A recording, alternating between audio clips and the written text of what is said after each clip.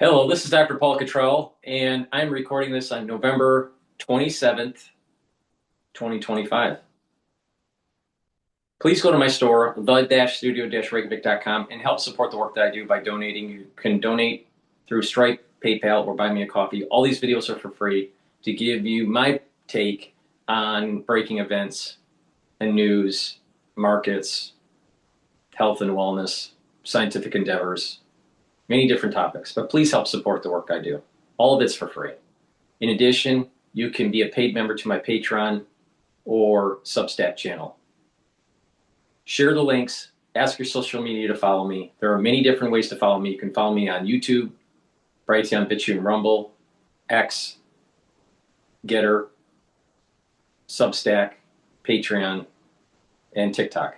So please help support the work I do. And get the great products that I have on my store. Very high quality, and it'll help to improve your health and wellness.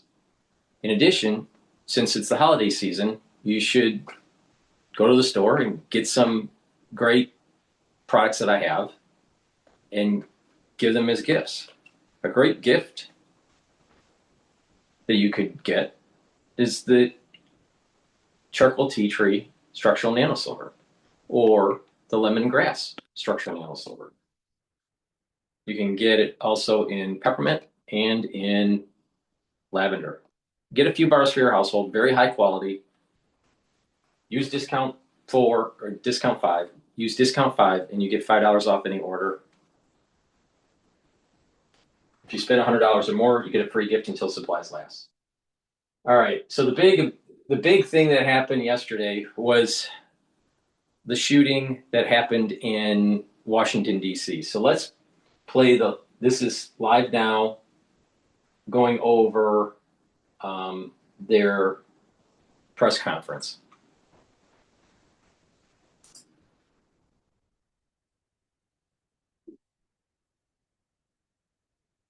And all across America, we are also reminded that there are many law enforcement agents, first responders, soldiers, service members all around the world who at best will come home, eat some cold turkey,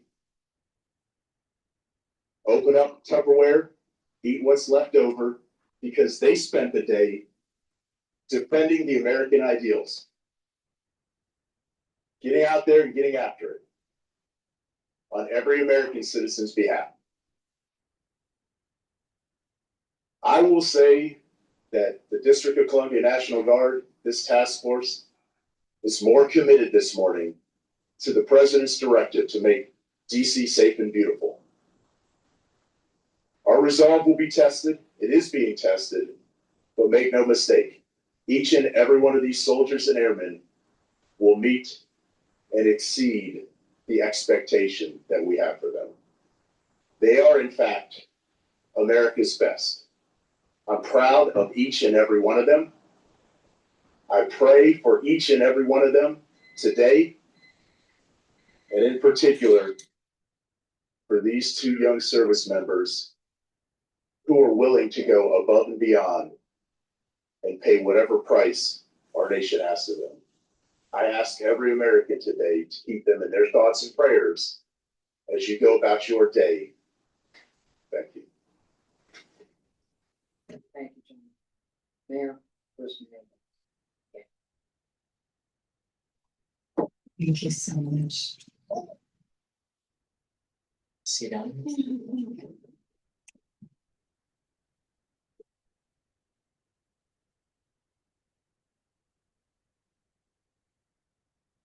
Be very clear what the judge and everyone has reported here. Somebody drove across the country, came to Washington, D.C. to attack America. And that person will be prosecuted to the fullest extent of the law. These young people should be at home in West Virginia with their families. He was from Afghanistan. This was Islamic terrorism that just happened. We need to call it off for what it is.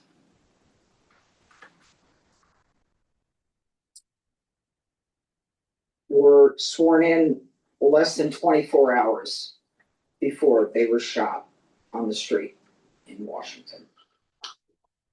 Any questions?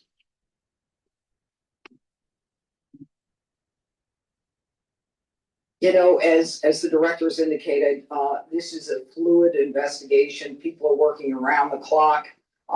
It's too soon to say what the motive is, but there are definitely areas that we're looking into, but not ready to say. Terrorism.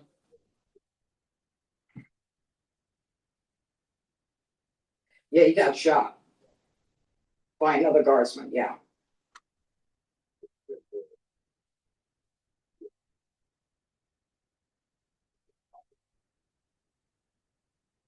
Got him again, yeah. Well, the specific number, look, he had a .357 Smith & Wesson revolver. Okay, so I believe that's a six-shooter, yeah. So, you know, that kind of tells us how many shots he had. Yes.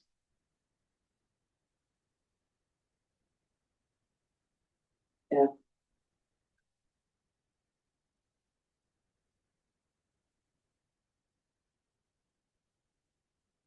Finance the old way.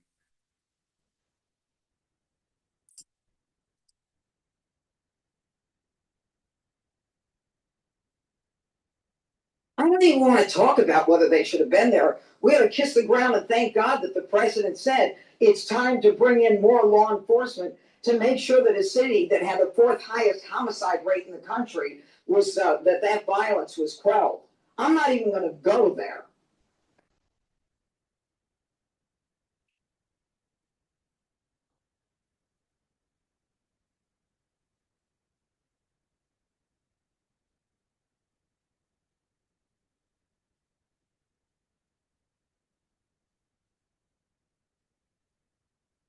Well, you miss all the signs when you do absolutely zero vetting. And that's exactly what happened in this case. When you, in the prior administration, made the decision to allow thousands of people into this country without doing a single piece of background checking or vetting, that's how you miss every single sign. And Secretary Kristi Noem has put out details specifically related to your other questions, so I'll let that speak for himself.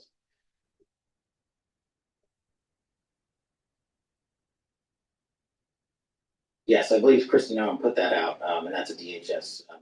I'll refer to that. Sure. Sure. So what happened was, thanks to the quick investigation by the interagency and the FBI, we were able to track down his last known residence. Working with the United States Attorney's offices here and the Department of Justice and prosecutors across the country, we were able to serve search warrants literally overnight and through the night. All night. And we were able to hit the house in Washington State. During that process, we seized numerous electronic devices to include cell phones, laptops, iPads, and other material that is being analyzed as we speak. Pursuant to that investigation and any known associates of the subject and of that house is how we ended up in San Diego, where interviews were conducted and are going to be continued to be conducted. And we will go anywhere in the country or the world where the evidence leads us. All of that is an ongoing investigation.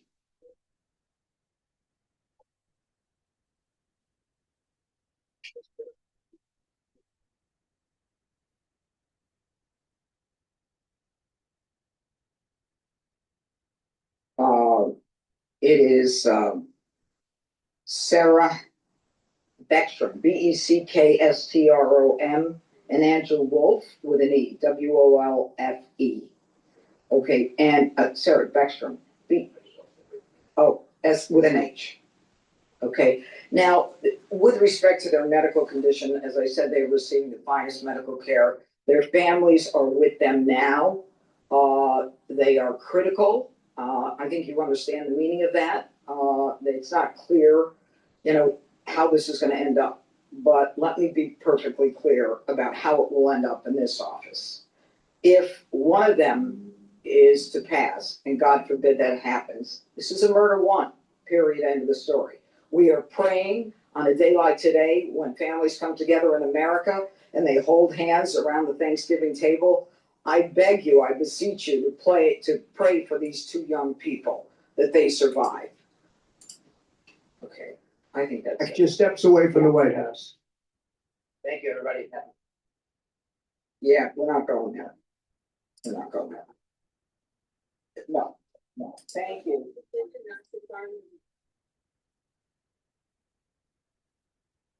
In a monstrous ambush-style attack just steps away from the White House. They had been deputized as part of the most successful public safety and national security mission in the history of our nation's capital, the DC Safe and Beautiful Task Force, which has achieved an unprecedented reduction in violent crime and crimes of all types. This heinous assault was an act of evil, an act of hatred, and an act of terror. It was a crime against our entire nation. It was a crime against humanity. The hearts of all Americans tonight are with those two members of the West Virginia National Guard and their families. The love of our entire country is pouring out for them, and we are lifting them up in our prayers. As we are filled with anguish and grief for those who were shot, we're also filled with righteous anger and ferocious resolve.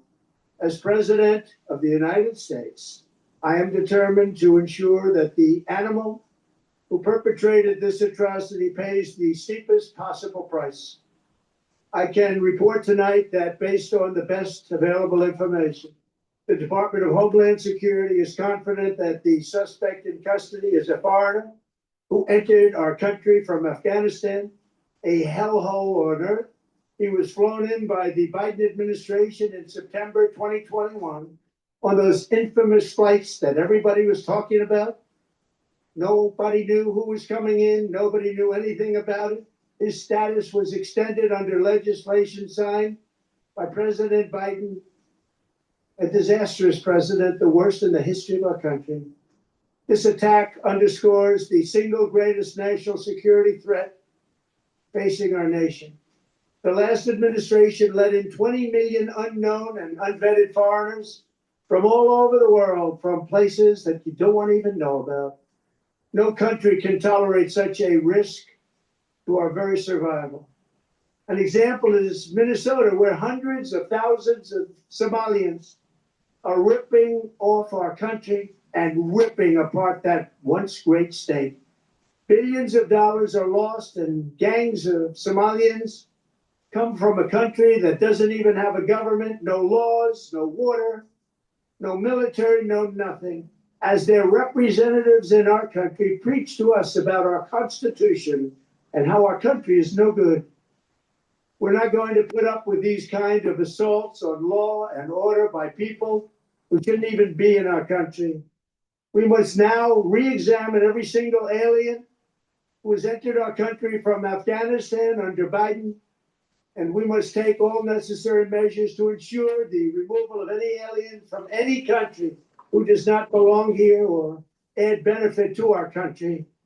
If they can't love our country, we don't want them. America will never bend and never yield in the face of terror. And at the same time, we will not be deterred from the mission these service members were so nobly fulfilling. That is why tonight I can announce that I have directed the Department of War to mobilize an additional 500 troops to help protect our capital city. We will make America totally safe again, and we will bring the perpetrator of this barbaric attack to swift and certain justice if the bullets going in the opposite direction haven't already done that. During this time of the year, when we gather at home with loved ones, these two patriots were wearing the uniform of our country, patrolling the streets of our capital. They had taken a selfless oath to defend our nation against all enemies, foreign and domestic. And that is exactly what they were doing when they were gunned down in a savage attack. I want to express my extraordinary gratitude to every member of the United States military who is deployed tonight at home and abroad. I also want to thank the Secret Service and the DC Metropolitan Police Department for their work today. This Thanksgiving, I ask every family to say a prayer for the two great heroes who were so horribly shot, and for their loved ones. Please say a prayer. May God bless them and comfort them, and may God bless and protect the United States of America. Thank you and good night. Hey, Sean Hannity here. Hey, click here to subscribe to Fox News YouTube page and catch our hottest.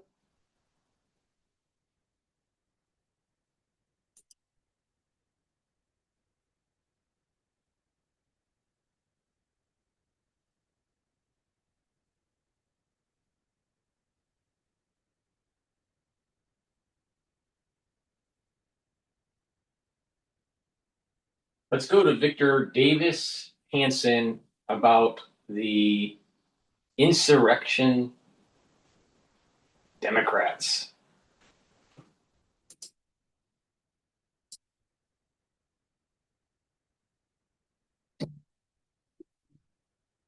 Small business owners across the country are using Amazon to pick up, store. I'd like to talk about insurrection chic. By that I mean this phenomenon of the Democrats, maybe the left in general, is talking about ways of undermining the jurisdiction of our own federal government. Did you ever see the movie 7 Days in May, 1964, about an officer, General Scott? I think he was played by Burt Lancaster, and he said basically we're going to nullify the presidential directives and not abide by a treaty of the federal government. This is very ironic because the left lectured us on insurrection. But what's going on now is quite scary. Most recently, we had a number of Democratic congresspeople and senators who were addressing soldiers, and they said, you have the right to disobey an order if it's unlawful. What's the point of telling 1.3 million soldiers that are now on active duty that you have the right to disobey a superior's order?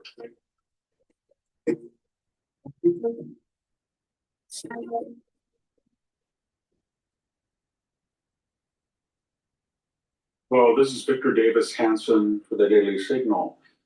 I'd like to talk about insurrection chic. By that I mean this phenomenon of the Democrats in particular, and maybe the left in general, is talking about ways of undermining the jurisdiction of our own federal government. I don't know what their model is. Is it Jefferson Davis who ordered South Carolina state troops to fire on the federal fort at Fort Sumter in 1861? That ushered in the Civil War. Or maybe it's George Wallace, standing in the doorstep of the University of Alabama saying, we're not going to, here in Alabama, obey state law on segregation and racial discrimination. Or maybe, did you ever see the movie 7 Days in May, 1964, about an officer, General Scott? I think he was played by Burt Lancaster, and he said basically we're going to nullify the presidential directives and not abide by a treaty of the federal government. Try to essentially overthrow the government. This is very ironic because the left lectured us on insurrection, even though Special Counsel Jack Smith never charged Donald Trump with insurrection. But what's going on now is quite scary. And it's not new. In the first term, we had a number of four-star retired admirals and generals who violated Article 88 of the Uniform Code of Military Justice that said even retired flag officers were subject to the statute that says you shall not disparage the President of the United States. Yet they called him Mussolini. They said that he was analogous to the people at Auschwitz. He was a liar.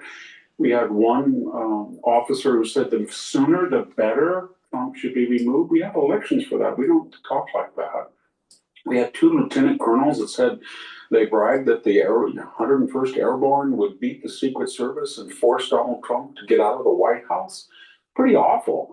Now, lately, it's getting very scary. We've had the mayor of New York says that federal law essentially doesn't exist in the city of New York when he takes over. It's international law. And that he will arrest Benjamin Netanyahu, who's under diplomatic protection as a foreign dignitary visiting the UN. What's he going to do? Order the NYPD to stop the Secret Service that may be protecting Netanyahu when he arrives as a guest? We had Mayor Johnson in Chicago say that he was not going to obey the law. In fact, he was going to oppose it. That wasn't just, I don't know, theoretical, because when ICE was trapped, a convoy of ICE agents were trapped. The Chicago area police force did not come to their aid by explicit orders not to.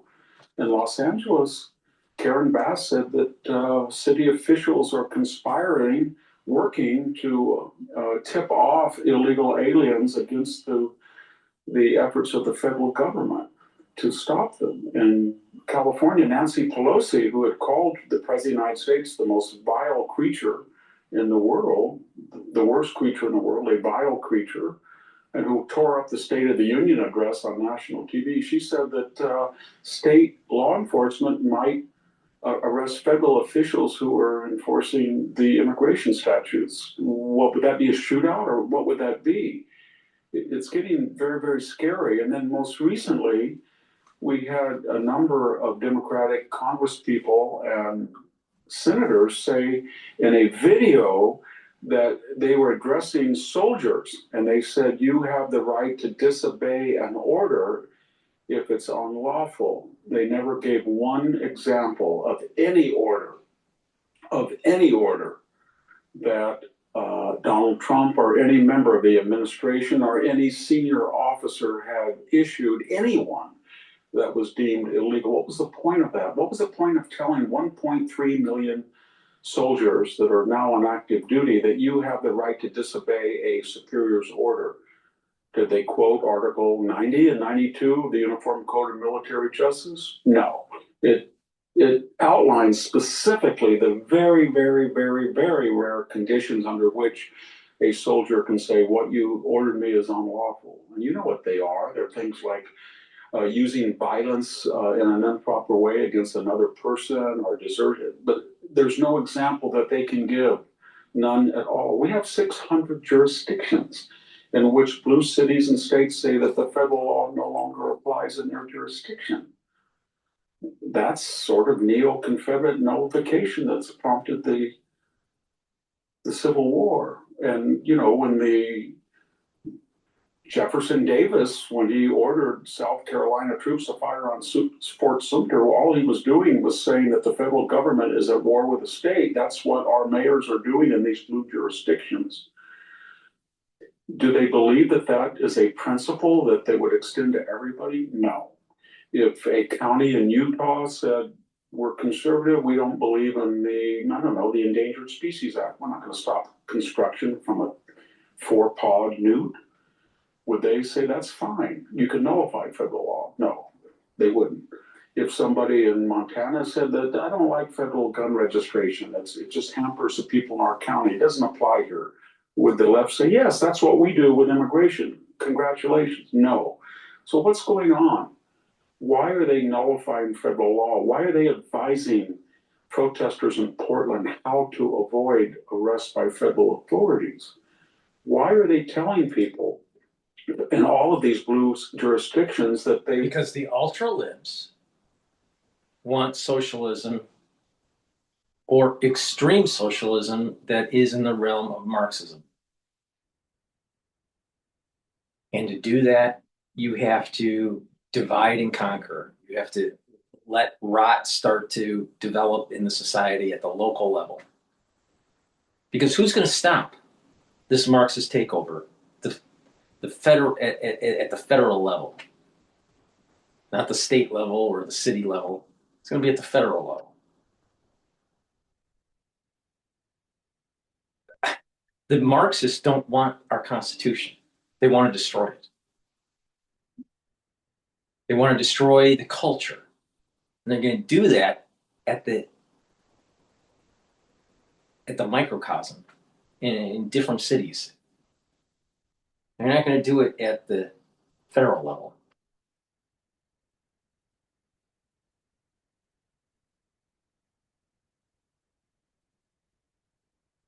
Democrats are dangerous. They're dangerous people.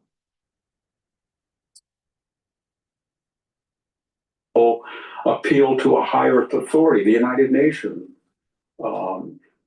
Mayor Johnson says he'll call in the UN, the Commission on Human Rights. Is he going to abide by that commission that in the past has had members like, I don't know, Communist China, North Korea, Iran? Is that who he thinks have a higher authority than the Constitution? Does he understand the President of the United States was elected by a majority of the population who voted? So this is getting very, very scary. And why are they doing it? The left has no power. in the legislative, executive, or judicial branch of government. Their agenda is one that most people do not want, and they want to create as much Teslas. In the past, that has included firebombing Tesla dealerships. That has involved street protests that turn violent against ICE. That has involved social media celebrating assassins and violence. And now it's nullification of federal laws that in the Constitution take precedent over local and state laws when federal officers are trying to protect federal property as they are now and enforce federal statutes as they are now. In other words, the left is neo-Confederate and insurrectionary, and it should stop before we get into 1861 again. Thank you very much. This is Victor Davis Hanson for the Daily Signal. Thank you for tuning in to the Daily Signal. Please like, share, and subscribe. But Stephen, I want to ask you a question. Do you think, given the reduction in robberies and murders and crime in the district, how much safer and more beautiful it is now because of the Guardsmen and what happened tonight, do you think some of these mayors and governors are going to be able to resist legally and frankly morally guardsmen coming to their cities to help do the same thing? Well, I mean, look at the situation in Chicago, where the governor, Pritzker, is fighting President Trump with everything that Pritzker has to try to keep President Trump from ending the murder epidemic in Chicago. Pritzker and Johnson are fighting on behalf of the murderers, not on behalf of the citizens, fighting against the National Guard, fighting against law enforcement, fighting against federal investigators at every step of the way.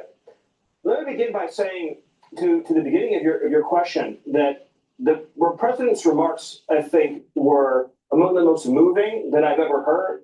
It was perfect for this incredibly tragic occasion, this heartbreaking, anguishing tragedy right before Thanksgiving. I think she spoke movingly and beautifully to what we've lost, but also demonstrated the tremendous resolve and determination to not only continue the mission these soldiers died for, but to expand the mission, declaring that far from being deterred, the commander-in-chief, our president, is sending 500 more troops to the city to show that no terrorism will sway us. And also having a conversation tonight with America, the conversation that we have to have with President Trump saying that Joe Biden, the Biden administration, the Democrats have inflicted on this nation the worst national security threat in our history. We've never faced a threat like this. 20 million people brought into our country from the most failed societies on earth. Afghanistan, Somalia, Libya, Iraq, brought here. No vetting, no conditions, no rules. Brought here on visas, brought here as refugees, brought here as asylees, brought here as illegals. Brought here in every way imaginable, by plane, train, bus, automobile, by land, by sea. For 4 straight years, they deluged this country. And now more blood is being spilled as a result. What you heard tonight from President Trump, the breaking news here tonight, is saying that his government is going to accelerate efforts to review every person added to this country over the last 20 years, the last 4 years, all 20 million. Now, obviously, if you're illegal, you're out automatically. But everybody else who was brought here, refugee, asylum status, whatever status, as he said, if you're not someone who loves this country, if you're not any benefit to this country, then we're going to send you out of this country. Because it's enough already. No one else has to die. No one else has to be murdered. No one else has to be shot. No more empty seats are needed at the Thanksgiving table or the Christmas table because of what Democrats have done to this country. So tonight we heard from a commander-in-chief a historic announcement, a brave announcement, exactly what America needed to hear, Kellyanne. Absolutely. Stephen Miller. And you've amplified it so beautifully tonight. First, they delegitimize the National Guard, and then they dehumanize the guardsmen and guardswomen. And it should surprise no one, yet shock us and sadden us all the same what happened today. Stephen, that's also a president I know, influenced by you and others as well, who is helping to lead the nation in prayer. And he's praying for those victims. He's praying for their families. He's praying for the other brave men and women in all types of uniform who wake up every morning and run toward the danger to protect our freedoms and our lives. Stephen Miller, thank you very much. God bless Katie and you and the family for Thanksgiving. Appreciate it. Thank you. Stephen Miller, God bless. White House God Deputy bless Chief of President Staff. Trump. God bless America. Yes, from the White House lawn tonight. Hey, Sean Hannity here. Hey, click here to subscribe to Fox News YouTube page and catch our hottest interviews and most compelling analysis. You will not get it anywhere else.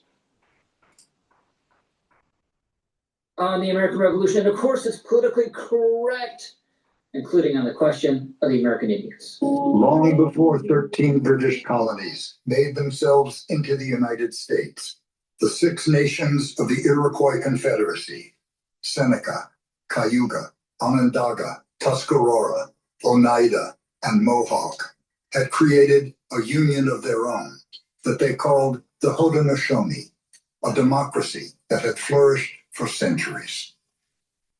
We heartily recommend union. We are a powerful confederacy, and by your observing the same methods our wise forefathers have taken, you will acquire fresh strength and power. Therefore, whatever befalls you, never fall out one with another. In the spring of 1754, the celebrated scientist and writer Benjamin Franklin proposed that the British colonies form a similar union.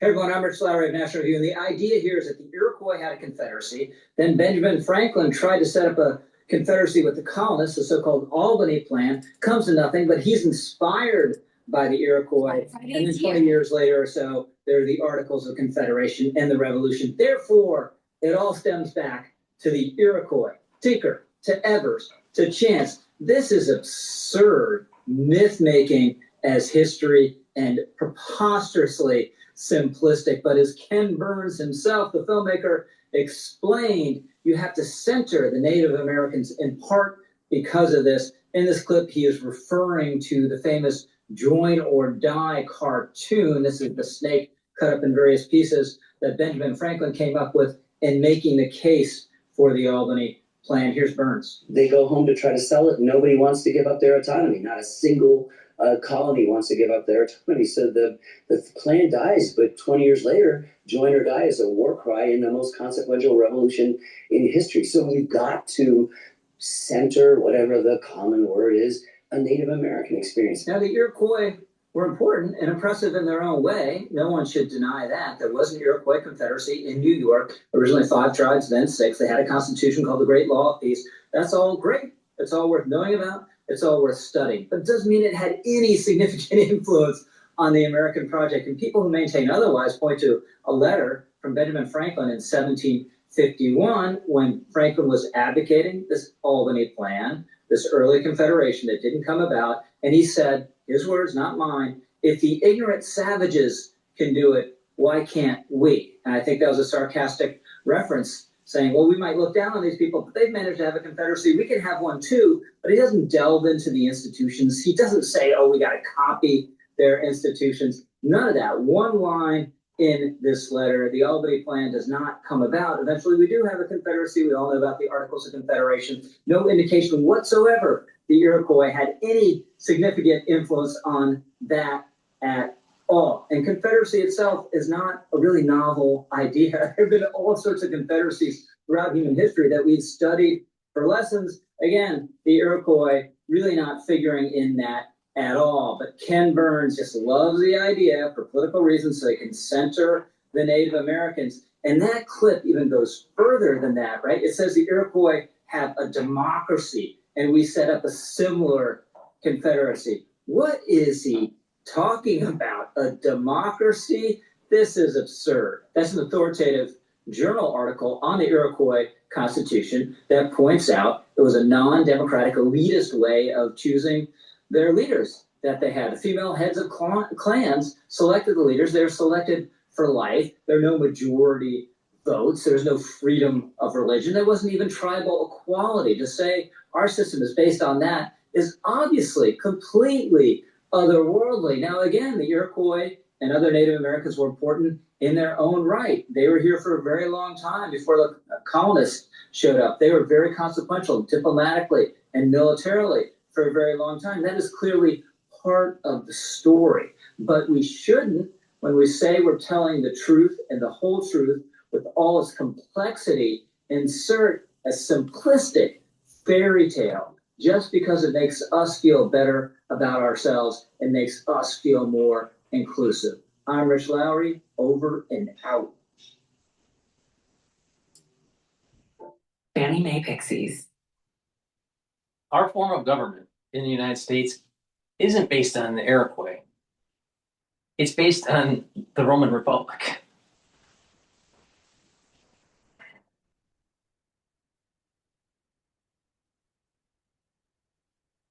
And not only that, if you really think about it, the Confederacy, the Confederacy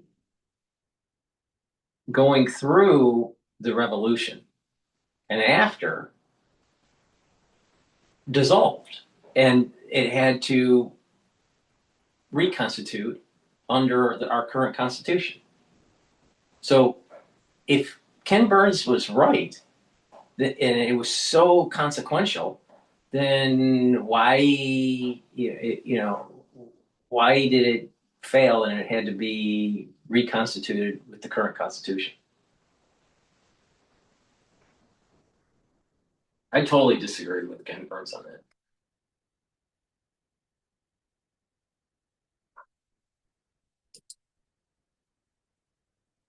The options and find the right plan for you. Don't wait. Black Friday savings and China's defense ministry has warned Japan will pay a painful price if it crosses a line on Taiwan. The comments are in response to Japan's plans to deploy missiles at a military base near Taiwan, a self-governing island that China claims as its own. Beijing warned against any foreign interference. The foreign ministry also called on Japan's prime minister to officially retract her remarks, suggesting the nation would intervene militarily if China were to attack Japan. Here's what China's defense ministry said about Japan's missile deployment. The People's Liberation Army has powerful capabilities to defeat any invading enemy. If the Japanese side dares to cross the line even half a step and bring trouble upon itself, it will inevitably pay a painful price. Joining me now in the studio is DW China analyst Clifford Kernan. Clifford, good to see you. The question jumping out at me here is, why would Japan decide to move missiles close to an island near Taiwan now? I think it's a combination of factors. Chiefly, there's a new administration in Japan, which is much more nationalistic under Prime Minister Sanae Takaichi. And there's also a growing fear, I think, in Japan about they're watching the situation in Ukraine right now. Since Russia invaded Ukraine, there's been a lot more support for an assertive approach to China within Japan, particularly relating to Taiwan. Japan occupied Taiwan for 50 years, and the island still has quite a lot of Japanese influence there. And there's a general feeling of growing militarism by China in the region. And so all of these things combined for them to make the decision to move missiles to this island, which is only 110 kilometers from Taiwan, because it's seen then that it can defend that strait and that area near Japan should China invade. And so what do China's reactions then tell us? Diplomatic protests, travel warnings, warnings about revived militarism. What do they tell us about Beijing's red lines and how it perceives Japan's shift? Well, Taiwan is China's biggest red line. That's something that we have to get straight from the start. It sees it very much as part of its territory, and it's made no secret of the fact that it wants to take it, and that it might take it by force if necessary.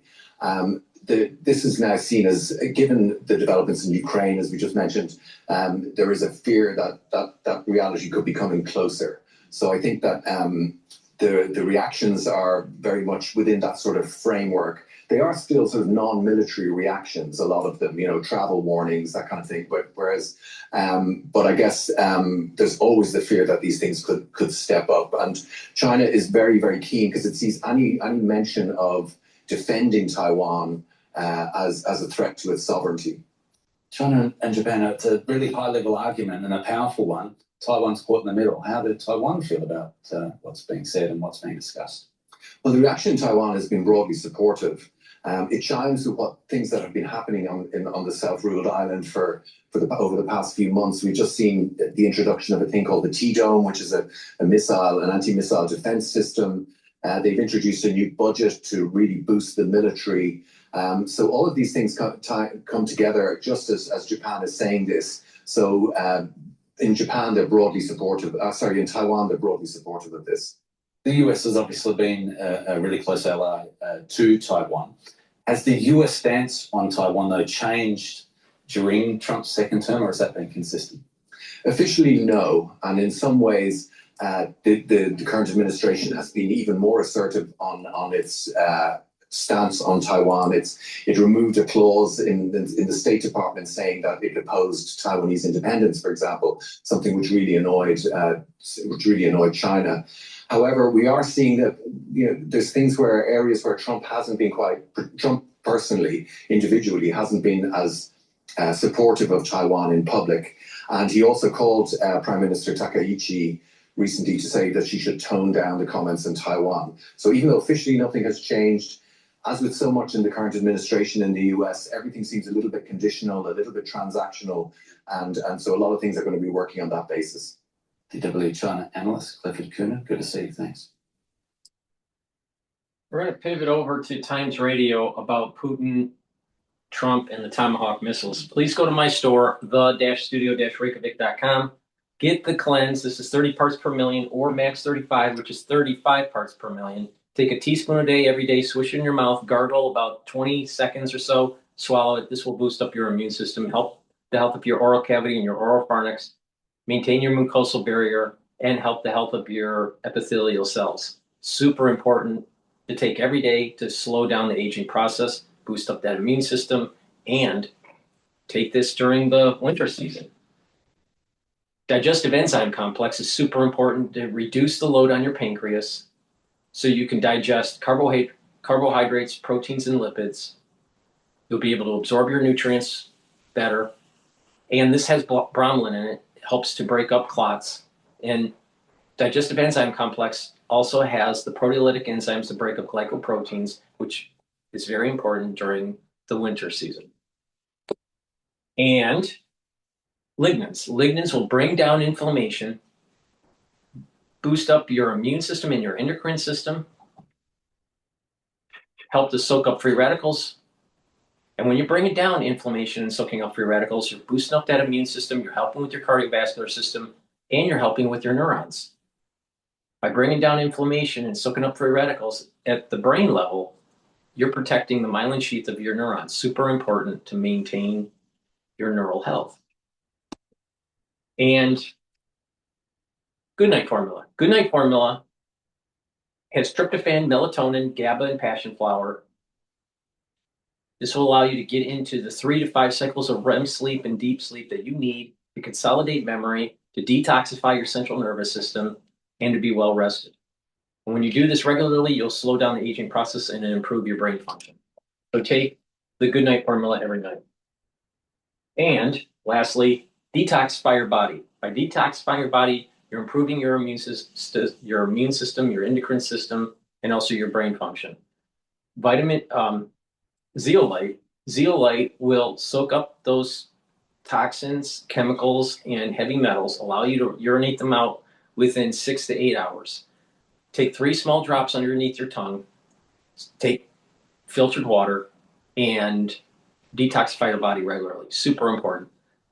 Make sure you drink filtered water, and make sure you stay away from processed foods. And clean your environment in your home. Because a lot of people don't realize that your cleaning supplies in your home are vectors of exposure to toxins. So make sure your home is detoxified. All right, let's go to Times Radio. Malice aforethought. He suggested that Putin call Trump before Trump's meeting with Zelensky. Trump was meeting with Zelensky on a Friday, and a couple of days prior to that, they had this conversation. And Witkoff urged Ushakov to have Putin get on the phone with Trump before the meeting with Zelensky because President Trump had said that he was considering providing the Ukrainians with tomahawks. Let's start with the Witkoff leak, because the narrative around Ukraine, Russia is Donald Trump and the White House have been captured by Russia. Russia is setting the agenda. Russia is making demands. Steve Witkoff is a patsy for Russia. What do you think this leak shows us? I think this leak shows us that Steve Witkoff is naive, frankly, about Russia. The transcript quotes him as saying that he thinks that Putin is really wants peace, is eager to stop the war. When we know that Putin is not interested in stopping the war. Putin is interested in only stopping the war if Ukraine surrenders, capitulates. And I think Steve Witkoff does not understand that part of it. And there's no reason he should. I mean, there's a lot of reason he should. But from his background, wouldn't expect to have that deep understanding. But you would expect him to take advantage of expertise at the embassy in Moscow or in the State Department to get up to, or to take at least to take a note taker into the discussions, which he apparently doesn't do. So he's not equipped to do this. He is instructed by his boss, President Trump, to get a deal, and is trying to get that. I take that. I understand that. But there's a context here. There's a reality in Ukraine here that one has to understand. And I'm not sure he's ever been to Ukraine. I don't think he's ever been to Ukraine. Witkoff. He's never been to Ukraine. Amazon offers hourly employees health care on day one for the whole family. No, go. He's never been to Ukraine at all. I don't think so, and I don't think he's talked to Ukrainian officials. So there's no part of you that thinks there's all sorts of diplomatic lubrication that needs to go on. You're a diplomat, you know this, that you've got to talk cozy to one side, then cozy to another side, flatter one, then flatter the other. There's no way you can justify him talking to a Russian like this in the name of just trying to keep the wheels of diplomacy turning. I think he actually threw sand in the wheels of diplomacy. He intentionally, with malice of forethought, he suggested that Putin call Trump before Trump's meeting with Zelensky. Trump was meeting with Zelensky on a Friday, and a couple of days prior to that, they had this conversation, and Witkoff urged Ushakov to have Putin get on the phone with Trump before the meeting with Zelensky because President Trump had said that he was considering providing the Ukrainians with tomahawks. The Tomahawk missile goes deep and carries big warheads and is a serious weapon. And Putin didn't want that. Putin was spooked by that. I don't know if it had occurred to Putin before, no one, to try to call Trump to talk him out of it. But when Witkoff suggested that they call beforehand, and presumably Witkoff could make that happen, he could call back to the president's office and say, take this phone call, Thursday. Are we veering into farce here, William? In that I feel like I'm going slightly mad watching this. That we have all sorts of readouts and feedback from the Trump administration, including the Europeans, even the Ukrainians getting dragged. Where they go, we're getting closer. We've amended a deal is coming. when actually we know there is a fundamental, irresolvable knot at the heart of this, that there is an illegal war, Russia is the aggressor, Russia wants the land, Russia's not giving away the land, Russia wants Ukraine out of NATO, Russia wants to make Ukraine weak. And actually, there is no talk in the world that is going to resolve the two positions of Ukraine wanting its land back and Russia wanting to benefit from its invasion. So I think that's right. I think that's right. With Canva AI, you'll never design alone again. Just tag in Canva for instant design feedback and suggestions, all from within the edit, so you won't break your workflow. Enjoy creative confidence with Canva AI. Try it.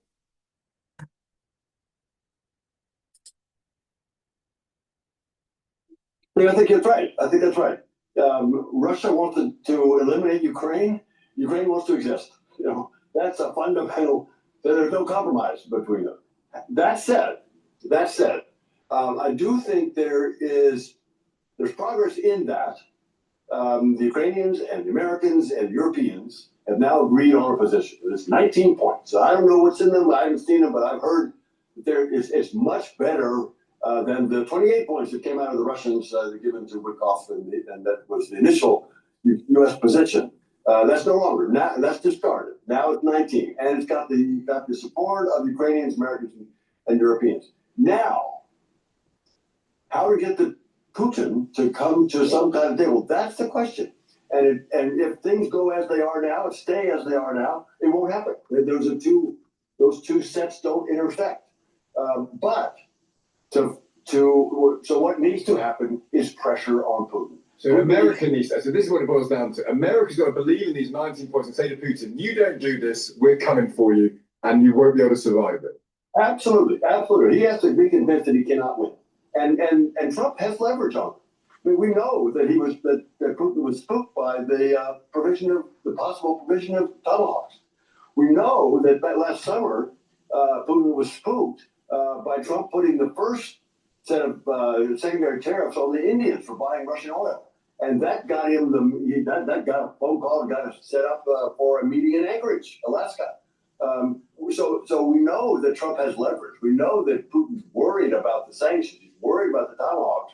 And so Trump just needs to use that leverage to push him to say, well, and one last thing, the Europeans need to come up with a way to use that $300 billion of frozen Russian assets in European and mostly in Belgium, mostly in Euroclear Bank, to enable the Ukrainians to last for 3 years. That's 3 years of existence. And stop buying Russian oil and gas. Russian oil, that's pretty much happening. Yeah, but you got the Hungarians and maybe Slovaks are buying Russian oil, but Europe is not buying Russian oil. But yeah, put the sanctions on India, put sanctions on Turkey, on Brazil, and by China that's buying. Yeah, but you have to take those hard actions, which President Trump has only kind of tiptoed up to.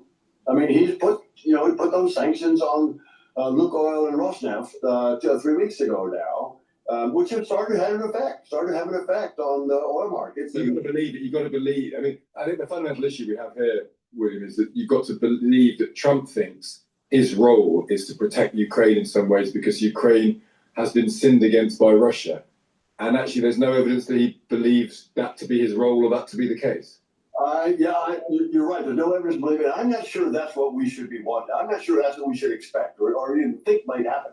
No, I don't think he's going to side with you, protect the Ukrainians because they've been sinned against, since they've been invaded. No, I think what motivates Trump, and this is okay, Trump wants to stop the killing. He said that over and over and over. He wants to stop the killing, and he wants to win a prize. And if he can put the pressure on Putin to get that 19 points, which will leave Ukraine as a sovereign nation with a security guarantee, with prospects for joining the EU, if he can get that, then Trump deserves a prize. But that's a motivation. It's not because he thinks the global order is in jeopardy. No, or that there is some moral imperative to support the Ukrainians. No. It's because he wants to stop the killing. Good, we all do, and he wants to make history. I should say happy Thanksgiving to you because Donald Trump said he wanted a deal by Thanksgiving. That's not going to happen. You would have. Witkoff's going to Russia next week. Give us a scale of optimism before you go, William. What's happening? Is this going to move positively in the next couple of weeks with Witkoff going to Moscow? Do you have any hope? I do have some hope. I have to have some hope. I do have some hope. I have some hope in Rubio. Secretary of State and National Security Advisor has the authority, and he exerted that authority last weekend in bringing the disparate threads together of U.S. policy in this area because they were going in different directions. They were going towards the 28-point plan, and there was no input from the Europeans or no input from the Ukrainians. And Rubio took responsibility, took charge, and sat down with the Europeans and the Ukrainians and came up with that plan. And the reason I have some hope is that that 19-point plan is now U.S. government policy. It is U.S. government policy. And the way what I hope will happen normally in U.S. government policy is Witkoff will take that document and go talk to Putin. And Secretary of the Army Dan Driscoll will take that document, same document, and go talk to the Ukrainians. And they will all be working off the same document. And there's some hope. But Witkoff has to have in his pocket the threat from Donald Trump to get tough with Putin if he resists. And you've got to have faith in Witkoff, and that faith has now been severely questioned. You're right. I don't have faith in Witkoff, but I do think that Trump wants this done, and I think he's going to yell at Witkoff to get it done, and he's got to get it. It's fascinating talking to you as ever. We always get a new perspective on this. It's great to speak to you. Thanks, Daniel. Please go to my store, the-studio-reykjavik.com, and get the ubiquinol. Ubiquinol is the most bioavailable form of CoQ10. You can't buy CoQ10, a better CoQ10 than what I have in my hand here. Go to my store, the-studio-reykjavik.com, get the ubiquinol. It's the best that you can get. Can't get anything better. Now, what you do is you take this every day. This will help the health of your mitochondria, boost up your energy levels. That's super important to slow down the aging process. And so you have the ATP that you need for your cells to perform. And ubiquinol will help to protect your neurons. Super important if you're about 40 years of age or older. You need to start protecting your neurons. Now, there's a really interesting research study that started looking at different regions of the brain and the conductivity between them and these different epochs for aging, going from birth to adolescence to adult,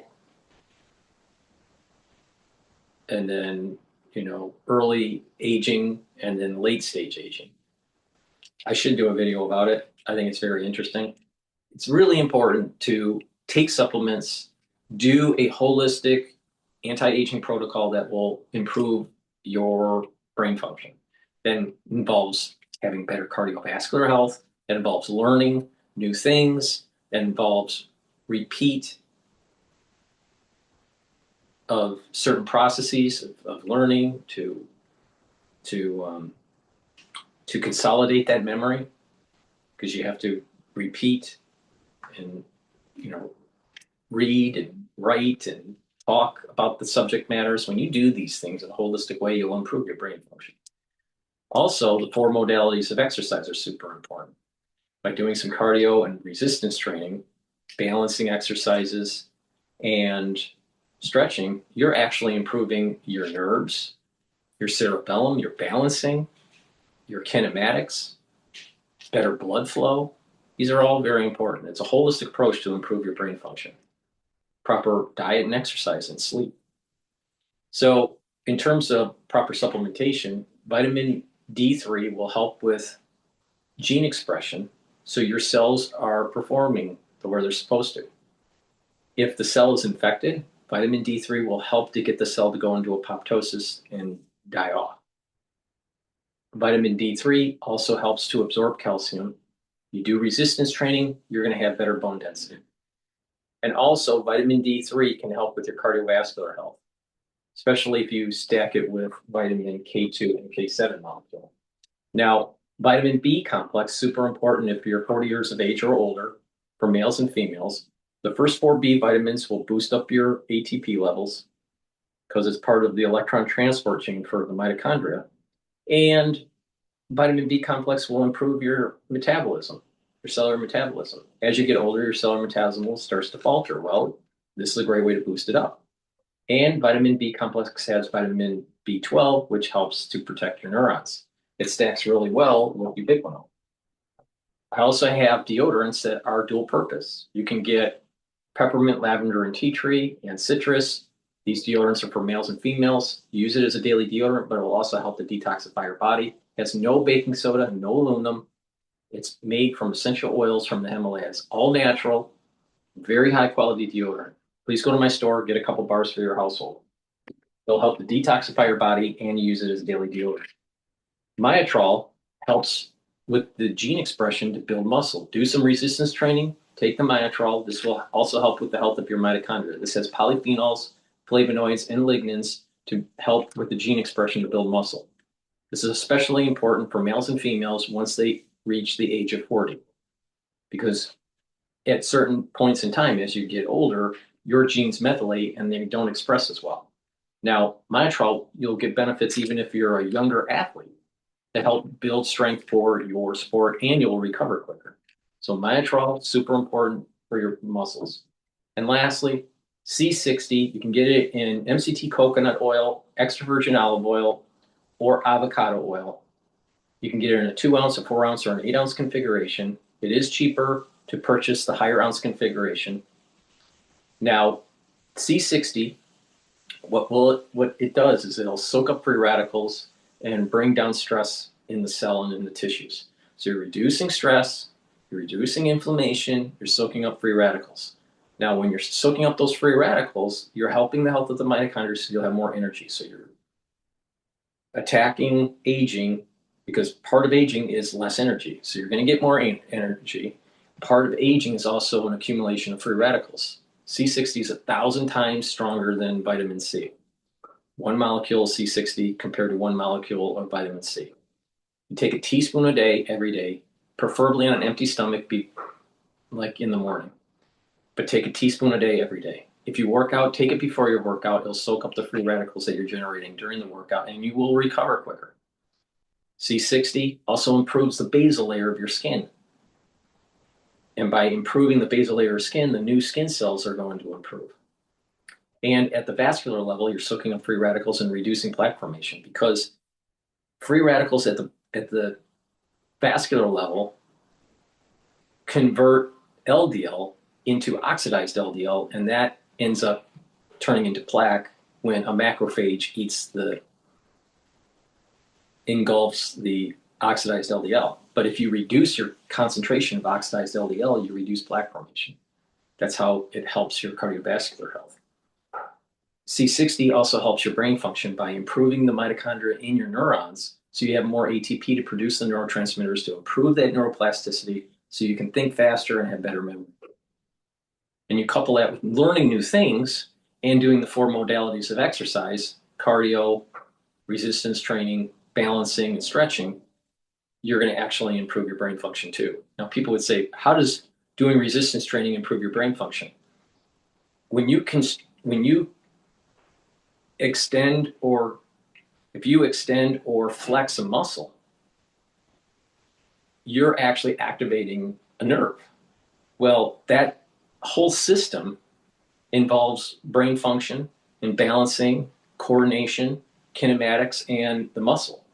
So when you're doing resistance training, you're not just building muscle. You're actually shooting a chemical pathway through your nerves, from your brain, from your cerebellum, to your muscle. Now, stretching and balancing exercises will help with balancing, help with that cerebellum. And also, it will help with the nerves that are connected to the ends of your muscles. So you have different nerves that are innervating your musculature. at the ends of the nerve and also in the more center body of the nerve. So it's really important to activate those nerves. And those nerves travel all the way back. They travel all the way through the spinal cord, up into the brain, right? And you have different areas that these nerves go to. You have neural connections that are at the cerebellum to help with balancing, but you also have certain regions of the brain where it's actually in motor control for different parts of your body. So if you are doing these 4 modalities of exercise, you're taking a supplement that is bringing down inflammation, bringing down free radicals, and improving the health of the neuron, your neural connections will improve. And therefore, cognitive function will improve, balancing will improve, coordination will improve. And so when you get older, when you get into your geriatric years, you'll have less issues. You'll have less gait issues. You'll have less memory issues. You'll have less, so you'll just have more longevity. If you take C60 every day, teaspoon a day, you're going to notice the benefits of this within 2 months. It's going to boost up your immune system and help with your endocrine system. It'll help with your cardiovascular system, help with your brain function, bring down stress in your different organs, and your organ systems will perform better, and therefore your body will perform better. You'll notice that within two months. You take it for 1 year, you will have a visible notice with your body, with your face. You will look younger. It takes 1 year. You got to take it every day. So please go to my store, the-studio-reykjavik.com, take the C60. It's a very potent antioxidant. Drink filtered water, do the modalities of exercise, get plenty of sleep, learn new things, go into parasympathetic mode by having less stress, and have some sort of meditative or some sort of spiritual practice. And you're going to slow down the aging process. So please go to my store and get the C60. So those are some great stacks right there. Niatrol, C60 with the deodorant, the vitamin B complex, vitamin D3, and the ubiquinol. It's a very powerful stack right there. So use discount 5. You get $5 off any order. You spend $100 or more, you get a free gift until supplies last. And you can use this as gifts for the holidays. And if you've been following my advice throughout these different videos, you will slow down the aging process and get healthier. So please go to my store, the-studio-reykjavik.com.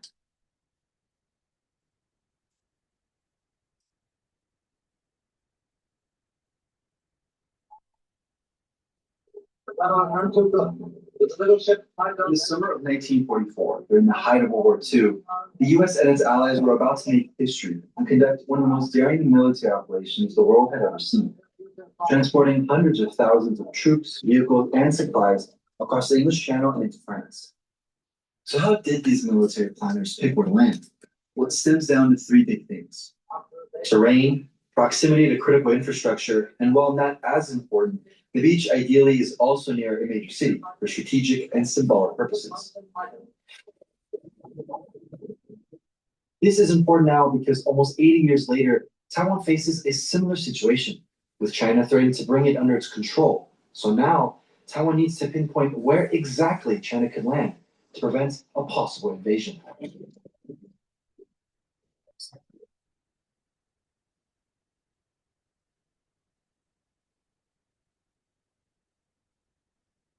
When talking about a beach invasion, there's a question of when, where, and how. Well, today we're going to be talking about the when and the where. We'll discuss how a beach landing and a broader invasion would be carried out in our next video. If you want more, make sure to leave a comment and like so that we know that you're interested.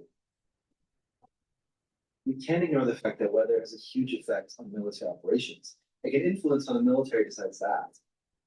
Famously, in 1944, the Allies were supposed to launch the invasion on June 5th. But meteorologists predicted bad weather, so they moved it to 24 hours later. It wasn't until a small pocket of good weather was identified, and that's when the operation started. But that was in the English Channel, and the Taiwan Strait is much different. Heavy monsoon and typhoon season in the summer, and sporadic windows of rain and wind in the winter make conditions brutal in the Strait, even for regular travel. And China knows this. There are really only fairly narrow windows for when an invasion could be successfully launched. And this is for a number of reasons. Right? One, that the worse the weather, especially if you're trying in a typhoon, the less ability for planes to operate, for example. And air superiority, we know, is extremely important in war generally, but especially in amphibious invasion. If you cannot control the skies, your ships and other forces will get picked off. This leaves only 2 times during the year where the risk of transporting troops is relatively low. One is between April and May, and the other is during October and November. So now that we've narrowed down the most likely windows, now we have to look at what the crossing would look like in general in terms of geography. During the D-Day landing, the Allies were looking to cross about 150 kilometers on average. That's actually roughly the same distance that China would have to travel in order to reach the mainland of Taiwan. And if you thought weather was an obstacle, Taiwan's terrain poses a much bigger challenge. Well, the island of Taiwan, the main island, is literally one of the worst places you can possibly imagine trying to invade. Very rough conditions in the water itself, obviously a lot of fog as well. Then as you're approaching the beaches, it gets very, very shallow. The beaches themselves are pretty small, very rocky.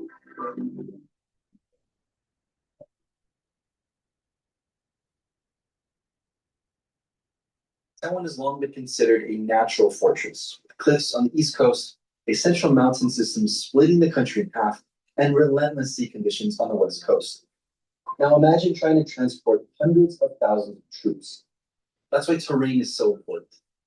And the United States military itself thought it was very difficult back in 1944 after Normandy, when it was planning to, of course, invade Formosa and develop plans to do so, that called for double the number that it used in Operation Overlord, the invasion of Normandy on D-Day. So this was very, very difficult for the United States military in 1944, 81 years ago. It is infinitely more difficult since then with the capabilities that have been developed. Over the past few decades, Taiwanese military planners have scanned the entire coastline of Taiwan for vulnerabilities.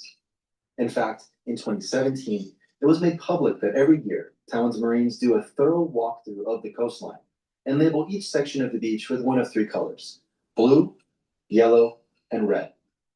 Blue beaches are areas that would be difficult to invade, usually due to terrain. So that means that the beach is either too rocky, too muddy, or maybe there's no beach at all. Yellow beaches could be suitable to land and might have great terrain, but these parts of the beach might be too small to support the scale of operations needed, so all of the troops and equipment in a full-scale invasion.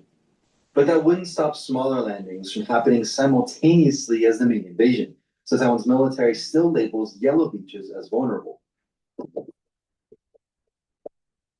Now, the most vulnerable, the most likely spots for China to land, according to Taiwan's military, are labeled as red beaches. These areas are crucial for an amphibious invasion. This part of the coast has favorable terrain, it's close to critical infrastructure like a runway or a port, and it's also next to a populated city that the enemy could occupy. While the total number could change based on Taiwan's own assessment, we learned that there are an estimated 14 red beaches across the main island. And the majority sit on the west coast facing China. The east coast of Taiwan does have a few beaches available, but many of them are rocky. And that would also mean trying to wrap around the country and landing further away.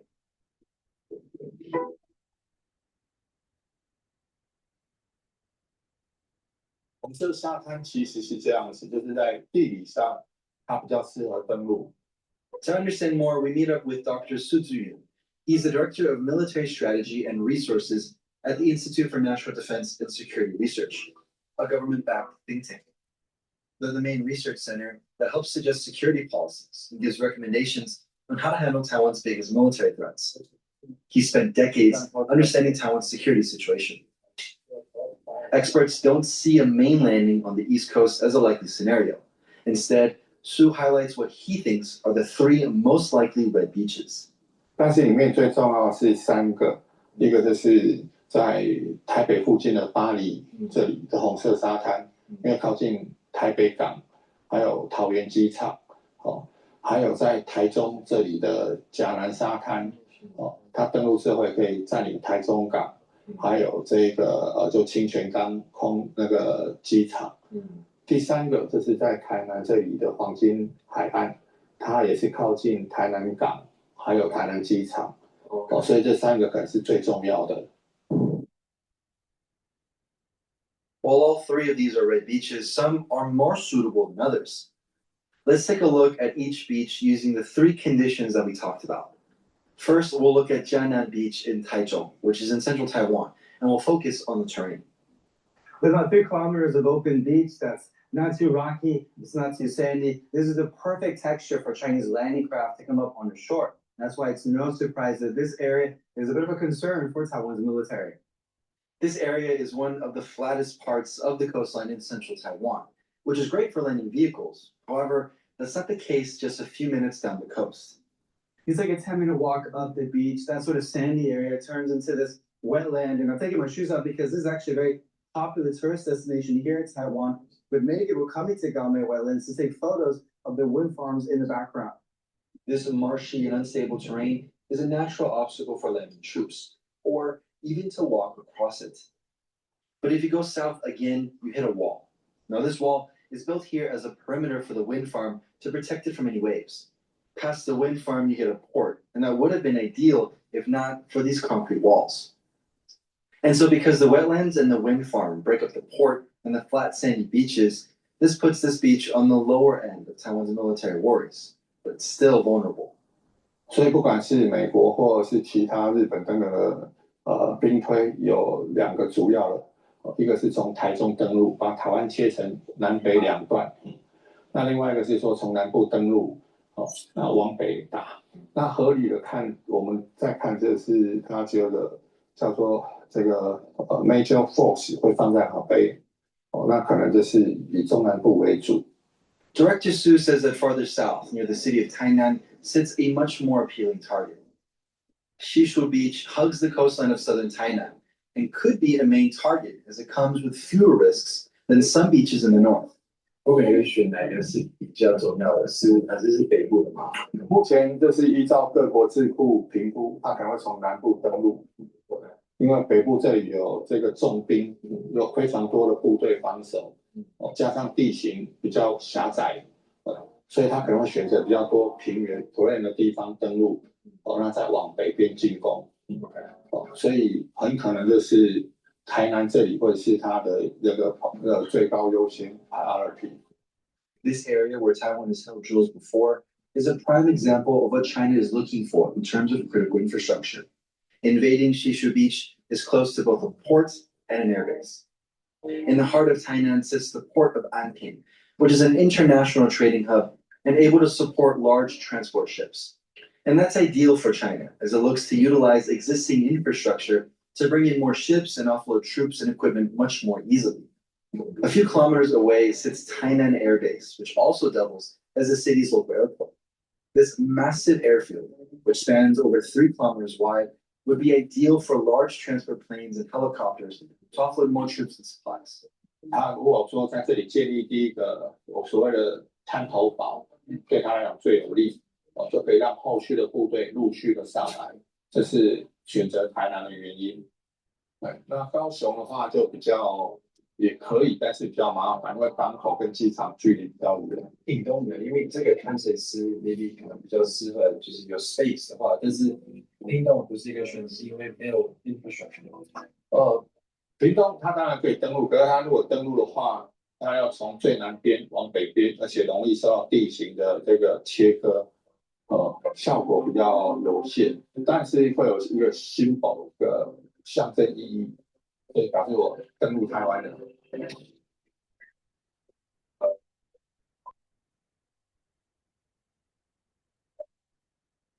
This concern about where a landing could occur in a possible invasion is shared by US and Taiwanese defense planners who have spent years wargaming these conflict scenarios. When we traveled to Washington, D.C., we met with wargame analyst Mark Cansian from CSIS, who explained that in their simulations, they found similar findings. Taiwan has most of its combat power up in the north by the capital, not surprisingly. What that drives the Chinese to do typically is that they will then land in the south where it's less defended. Here's an undefended beach down here. Without another landing, China would have to make its way up the entire west coast in order to capture the center of power in Taipei. But there's a reason why the north is more fortified, and that brings us to our third and final condition of the Red Beach, which is that it carries a strategic and symbolic wind. And for that, we go for a drive up north. On the way right now to the northern coastline of Taiwan, which is about a 30-minute drive from the center of the city to an area which is right next to two big red beaches, Haikou Beach and Linkou Beach. But because they're both near the district of Bali and Danshui, many locals just call it Bali Beach. Similar to Shishu Beach, the Bali area is close to an airfield, which is Taoyuan International Airport, the country's largest. However, the biggest advantage of taking this target is a chance at a symbolic. Yeah, well, you have to remember what Xi Jinping wants, and everyone that studies him closely believe that he wants, just like Putin wanted and didn't succeed, obviously, a very quick operation, right? A week-long, couple-day operation to try to take the island, which requires a decapitation of the Taiwanese government, which means you need to get into the city of Taipei very quickly, try to mobilize the presidential palace, the Ministry of National Defense headquarters, all the other key government installations. If China takes Taipei, Taiwan's central command would be gone, and island state defenses would be left scrambling. Now, the roads are not the only entryway to the city. There's also the Danshui estuary. The opening to the Tanshui River that can lead you right into the part of Taipei, of course. If they're going to use these LCAC boats with huge motors on them that can quickly go down this river, they're pretty low, so they can sort of go under the bridge that has been built across that river and be within the part of the government district of Taipei in 10 to 15 minutes and offload hundreds of Marines that can then do an assault operation on those key government facilities. All of the beaches we've talked about are no doubt red beaches, but each of these have their own strengths and weaknesses. Just like the invasion of Normandy, the Allies could have made the short trip of crossing the English Channel at the closest distance, but arguably that was the most guarded. And now China is looking at a similar decision, only this time at a much larger scale with more advanced weapons. But there is one new development, though, that is reshaping views on red beaches and landing in Taiwan. As China is trying to overcome some of the obstacles of Normandy, but also learn from modern warfare in both Ukraine and Gaza. New images show China building what many are describing as invasion barges. These are massive floating docks that can dig into the seabed and connect to form a large bridge. These could potentially turn yellow and maybe even blue beaches into red beaches and widen China's capability to transport troops. It's no secret that one of the biggest challenges for Beijing is having enough sea lift capability, so being able to bring everything you need for an invasion. China has also invested heavily in civilian shipping too. If you add these barges, this could change the calculus. It does give China better capabilities to, one, move through a bad weather environment, but also to reach over some of the non-red beaches potentially, and land forces, kind of widening the number of beaches that China could potentially attack from. But like any military operation, not everything will always go to plan. Even something as simple as a strong gust of wind could push ships and paratroopers in the wrong direction. And so while picking the perfect spot is important, as well as having favorable weather, China still has to cross and go up against Taiwan's military. And if you remember what Dimitri said about trying to take the capital quickly, well, Taiwan knows this. The military has spent decades practicing how to defend against this exact scenario. In the next video, we'll be looking at exactly how China would attack Taiwan's coast and what Taiwan would do to stop it. Hit that subscribe and bell icon to be notified of that video, as well as other videos about Taiwan.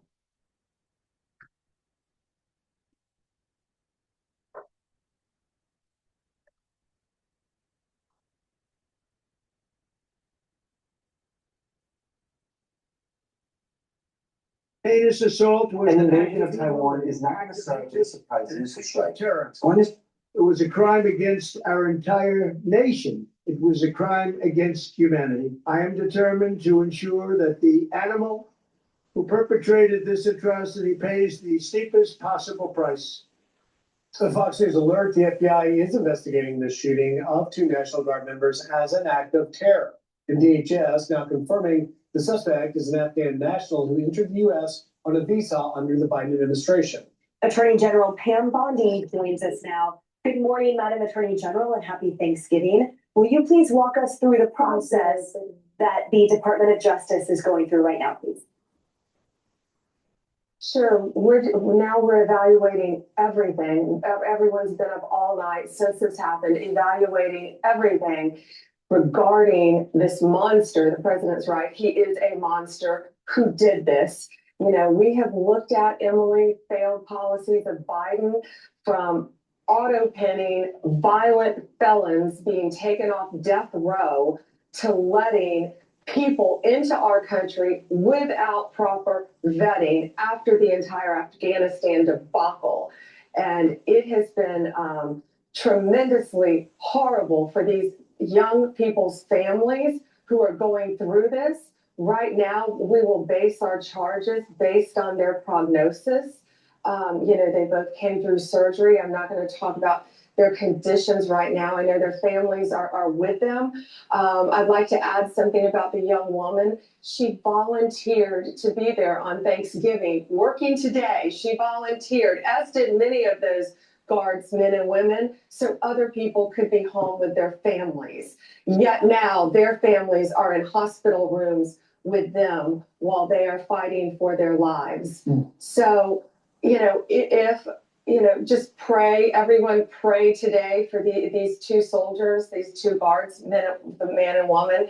But if something happens, I will tell you right now, I will tell you early, we will do everything in our power to seek the death penalty against that monster who should not have been in our country. AG Bondi, that is so well said as we pray for these two victims who are the best and brightest among us. But I want to follow up briefly on the charges. Based upon the facts as they stand now, what is the maximum that you could charge? I understand you would seek the death penalty as a sentence, but in terms of a charge, based upon the facts as they stand now, what is the maximum you could charge this individual with? Yeah, and Todd, we're waiting right now, of course, on the prognosis of the young man and woman who are in the hospital. So it's going to depend on what happens to them. Again, we're praying for a recovery for them, but worst case scenario, minimum life in prison with terrorism charges.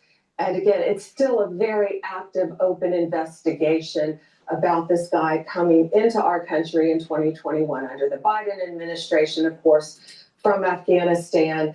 Very active. I can tell you, my national security division is involved. Janine Pirro, Kash Patel directly are involved. And we're doing everything we can as fast as we can. ATF has been involved analyzing the gun.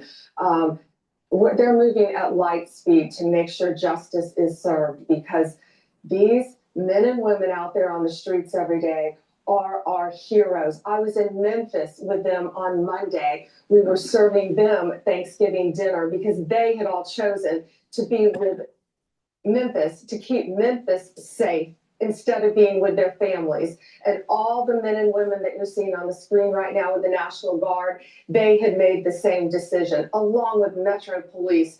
President Trump and I were talking all day yesterday. Muriel Bowser called me right away. I've talked to Mayor Bowser multiple times, and the men and women of Metro PD jumped in last night to have the backs of our Guard members who have always had their backs. And yes, President Trump is bringing in 500 more National Guard troops because we will not be taken down by this. We will not be threatened. We will not be intimidated as a country. And we will look out for the great men and women of.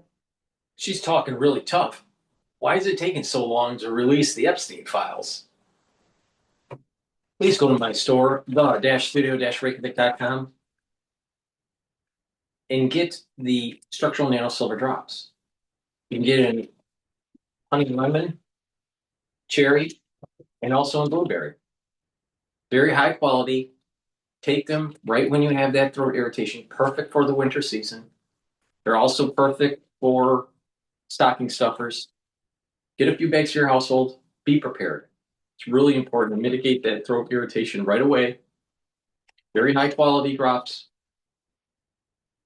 Go to my store. Use discount 5 and you get $5 off. Also, get the Boomer Boost. The Boomer Boost has 68 nutrients. It has a very comprehensive supplement profile shown on the screen here. You can read the label on my website. This is a month's supply. You mix it with soft foods, filtered water, a smoothie, or even with just milk. But take it every day, 1 scoop a day. And what this will do is target multiple systems for your body. It'll improve your brain function, help with your cardiovascular health, help with musculature, improve your energy levels, and rev up your metabolism. You'll have more energy, you'll have more vitality. You're going to notice this energy and vitality within 72 hours of taking this. And by taking it regularly, you're going to slow down the aging process. So please go to my store, take this. It's super important. It's a key pillar of my anti-aging protocol. So please go to my store and get the Boomer Boost. Very high quality. And also magnesium and zinc. You can get magnesium and zinc supplement and also the vitamin C and magnesium. Magnesium helps with the efficacy of vitamin D3, so it's more effective. Magnesium also helps with brain function. And magnesium and zinc will boost up that immune system. Vitamin C will help with your skin. Vitamin C and magnesium will boost up your immune system and help with your brain function. Stack these together, especially for the winter season. Be prepared. Go to my store, get the magnesium and zinc and the vitamin C and magnesium. Take it every day, but especially during the winter season. All right, let's continue on with Pam Bondi.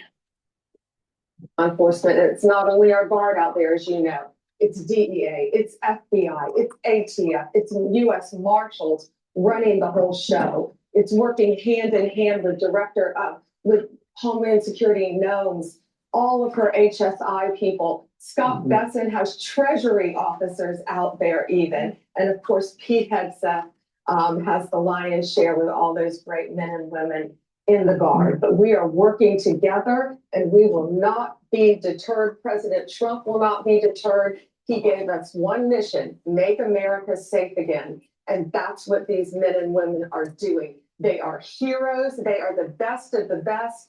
They are working so we can all go to church, so our kids can go to school, so we can celebrate Thanksgiving with our families. Yet this horrific tragedy happened right now, and these families are having Thanksgiving at the bedside of their children and their family members. Yes, just heartbreaking, Madam Attorney General. And I know that the motive is not yet known, but I do wonder if you have a reaction to the fact that we have just witnessed for months several Democratic politicians blasting, decrying the administration's effort to put Guard troops in cities like Memphis, in cities like Washington. You just had one of them, Melissa Slotkin, last week talking about warning that the National Guard was going to shoot Americans, but yet we saw just the opposite. This appears to be a targeted, blatant attack on the Guard troops. Your reaction?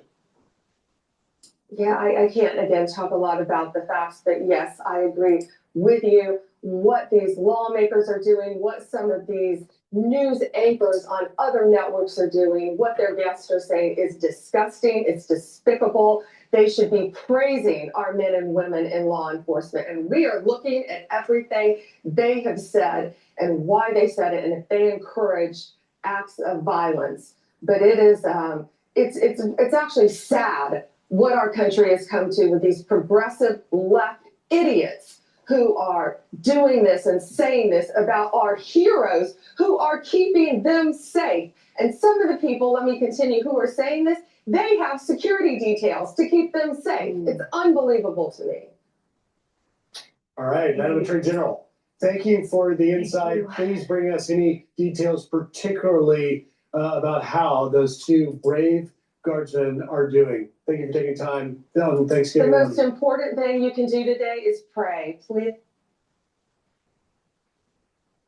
Please go to my store, the-studio-reykjavik.com, and get the probiotic and the multivitamin. The multivitamin is easy to digest, and it has the multivitamins that will be cofactors for enzymatic activity. So your cells perform better, and it slows down the aging process. This is easy to digest. Take it every day. It's the foundation for slowing down the aging process. It's part of my protocol. And the probiotics, I have it in veggie cap form and in powdered form. Take it every day. This will help with your gut biome, improve your immune system, bring down inflammation, allows you to absorb your nutrients more efficiently, improves your communication between your gut and your liver and your gut and your brain. It'll remove brain fog. It will help you to consolidate memory. You'll have better sleep. With better sleep, that consolidation of memory and detoxification of your central nervous system and to be well rested is super important brain function. Super important. So you get lots of benefits from taking a probiotic. It's not just the gut. It's also the brain that it helps. And overall health starts at the gut. Please go to my store, get the very high quality probiotics I have, and take it with the multivitamin. Go to my store, the-studio-reykjavik.com. Make sure you use discount 5, you get $5 off any order. If you spend $100 or more, you get a free gift until supplies last. With that, we're going to play one recipe from Martha Stewart, making turkey.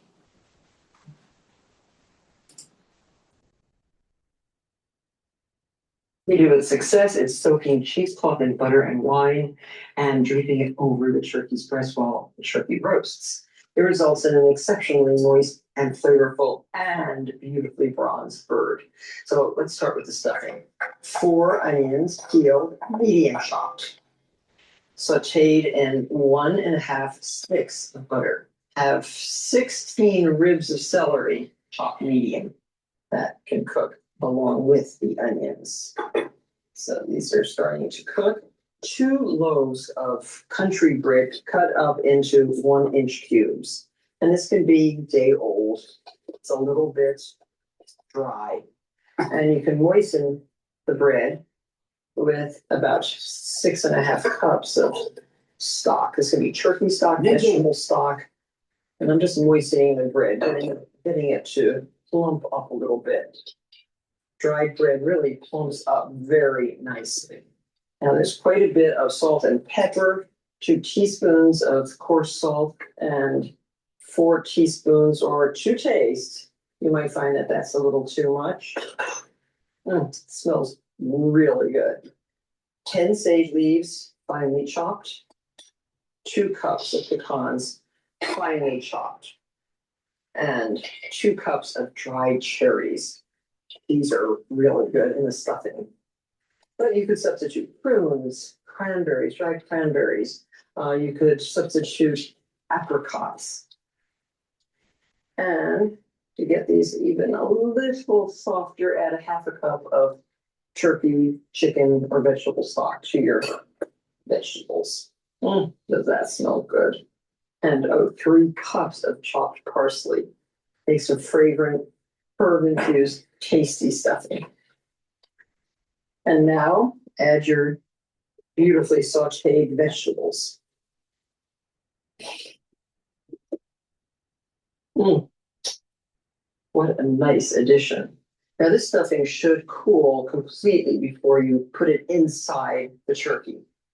And now to roast, 3 sticks of butter. This is for the basting liquid and for the cheesecloth covering. And 1 whole bottle of a white wine, like a Sauvignon Blanc or Chardonnay, works very well. Now, immerse a piece of cheesecloth into that mixture. You're making a nice buttery, winey cover for your bird. Use cotton cheesecloth. Turn that off, and now to stuff. Stuff the neck cavity as well as the body cavity. For a large party, you're going to need a big bird, 15 to 20 pounds. Figure 1.5 pounds per person. Don't push it in too tightly because it really does expand when it cooks. This is a colorful and tasty and fragrant stuffing. Very, very nice stuffing.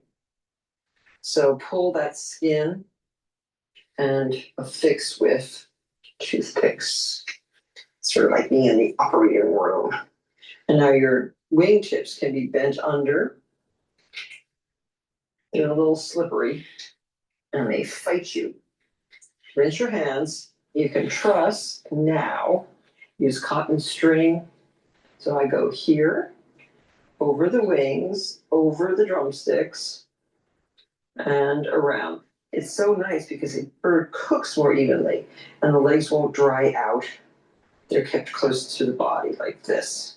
And I always end by tying in a bow, then I can release it nicely. So there, transfer to your baking pan. Has to have a rack in it. Very important. And this also hold the bird in shape. Fill in the rest of the cavity with stuffing. And all this beautiful excess stuffing, bake it in a baking dish. If you've used vegetable stock, it is perfect for the vegetarians in your family. So now, brush the bird all over with a little bit of room temperature butter. And the legs and the wings. And now season with sprinkling of salt and pepper all over the skin. Now, the draping. Actually squeeze out a lot of the moisture from the cheesecloth. And I put it in there in quarters, and I think it will still be in quarters. And now just drape this carefully over your entire bird. This goes into the 450-degree oven for 30 minutes. So now to baste, after you've reduced the oven temperature to 350 degrees, you can do this with a bowl baster, or you can use a big ladle. Make sure you get the cheesecloth really, really wet. You can also take a lot of the juices from in the pan and baste with those. 2 hours, 30 minutes. Every half hour, baste that cheesecloth. So now comes the time to take the cheesecloth off the bird and then brown it so it gets that beautiful mahogany glaze. Ah, lovely. You can just discard this. I have a bowl right here. And this goes right back into your 350-degree oven. And you continue to baste every 15 minutes or so until the skin is just the color you want it. And the interior temperature is 165 degrees. And you'll be very surprised at the color of the skin when it's finally done. This is a beautiful show-stopping centerpiece. I am varnishing with sage, all different kinds of sage, really pretty.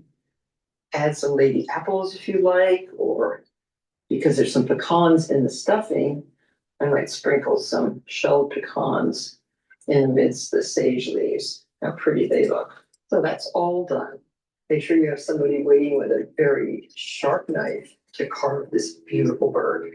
There are those naysayers who claim they don't like turkey because it's always dry. Well, that's definitely not the case if you roast your bird wrapped in parchment paper. To create a cozy steam packet is very, very easy. Once nearly cooked, you rip open and crank. Now, doesn't that look good? Please go to my store, the-studio-reykjavik.com, and get the collagen. This collagen is very high quality. Pardon me. It's very high quality. It's going to help with your skin, your nails, your hair, your musculature, your bone density, your cartilage, and joint health. Take it every day. It's a month's supply. You can mix it with soft foods, filtered water, a smoothie, or even with milk. But take it every day. Do some resistance training.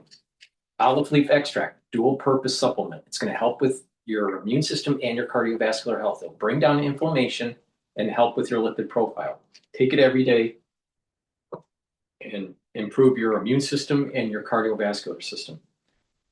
And heirloom barley. Heirloom barley will help to detoxify your body, bring down inflammation, and soak up free radicals. And when you do that regularly, you're slowing down the aging process.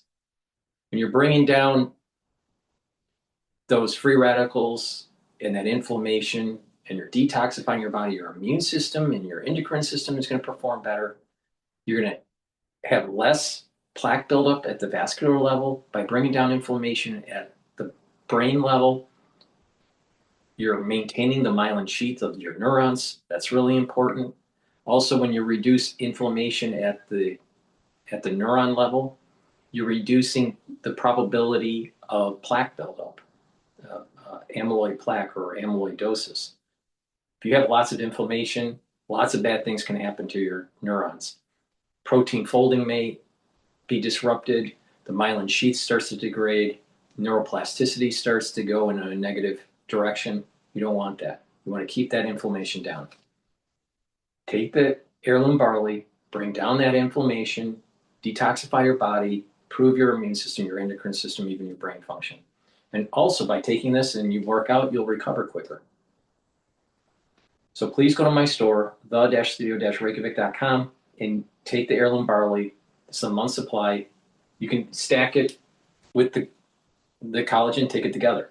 So please go to my store and get the great supplements I offer. Use discount 5, get $5 off any order. If you spend $100 or more, you get a free gift until supplies last. All righty. Now, let's find out what is going on in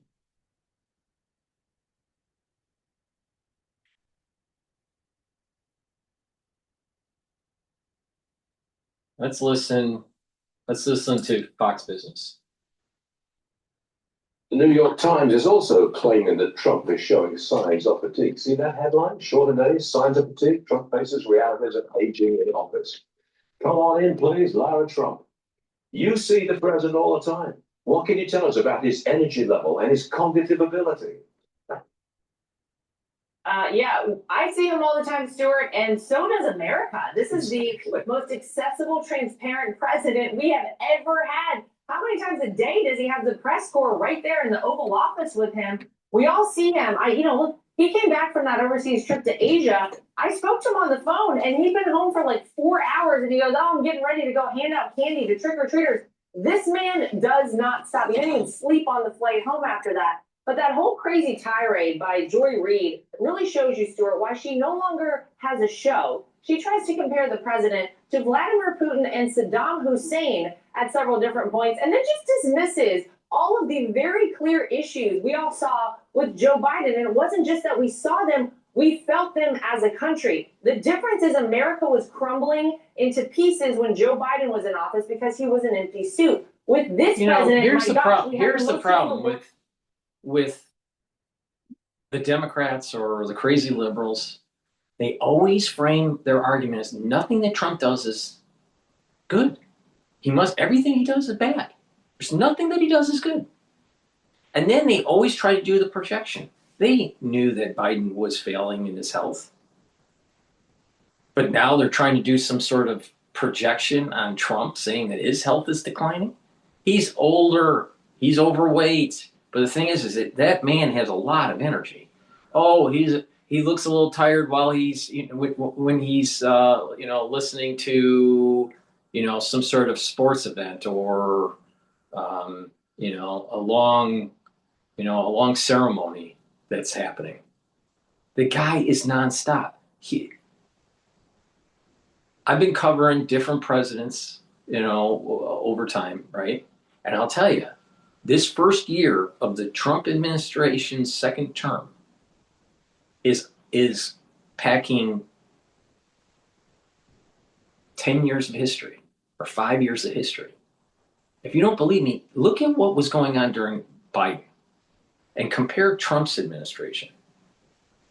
You can pick any year you want of the Biden administration, and the amount of activity that Trump's administration has done far exceeds anything in any year that you want to pick from the Biden administration. Then take it further. Look at the Obama administration. Take any of the 8 years that he did and compare it to this year. And Trump also has done more. And then take it even further. What about George Bush Jr. or Clinton or even George Bush Sr.? Trump has done more in 1 year than any president in modern history. So this projection that he's old and all that, no, what they're really doing is this, that's what their president was, Biden. And they want to convince the public, oh, he's just out of energy and it's just old white man. Here, black woman blaming the ills of society on old white man.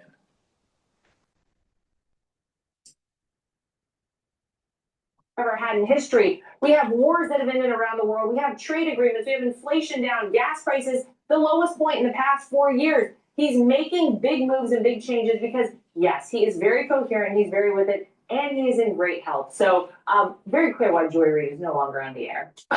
Okay, let's get to something real positive. What is the Trump family, you included, doing for Thanksgiving tomorrow? Well, I'm going to go back to my home state of North Carolina and visit my family with Eric and our kids. And then I think my father-in-law and Melania and some of the rest of the family will be down in Florida celebrating, nothing like a Florida Thanksgiving. But look, we're also grateful for the past year I think we've had. It was amazing this time a year ago to see the results of that incredible election, the landslide victory for this president. And I think this year, a lot of the American people are finally feeling confident in the future of this country, like we're back on track, and we have so much to be grateful for. So I'm looking forward to some Southern cooking tomorrow, Stewart, some good food in my home of North Carolina. I can't wait. Well, we've been having a debate on the program about the best time to eat. I'm a 2 o'clock in the afternoon kind of guy, but I'm told that's not going to happen. It's got to be much later than that. How about you guys? Fine. So yeah, we do I would call it a dinner. So it's like a lunch dinner. So we're talking like 3:30, 4 o'clock. I feel like I want to be so hungry by the time I go into Thanksgiving. I can really enjoy the food and then just enough space left at like around 9 o'clock to go back for that kind of second round of those leftovers that you've already started to put away, but maybe they're not all the way away yet. The dinner works for me. Does the president eat turkey? Does the president like turkey? I'm sure he'll eat some of it, but does he like it? Yes, he's a dark meat kind of guy, and he loves the mashed potatoes and gravy. I have seen him. They heard all about the 2 scoops of ice cream. I've seen him do 2 scoops of mashed potatoes and gravy before. He's a big fan of that as well. So that will definitely be on his plate tomorrow. That's very good inside information. Lara Sean, that was great. And we hope you have a wonderful time tomorrow, and the whole family. Good luck. Thank you. Happy Thanksgiving. You too. Okay, so we're going to do another recipe, hasty pudding. It was Eleanor Roosevelt's favorite. Let's bring in our favorite dish. dish. Former Reagan economist and David Malpass, former World Bank president. Gentlemen, great to see you. Thank you. It was Eleanor Roosevelt's favorite dessert. And hasty pudding is a common dessert over at Harvard. So let's listen in on the recipe.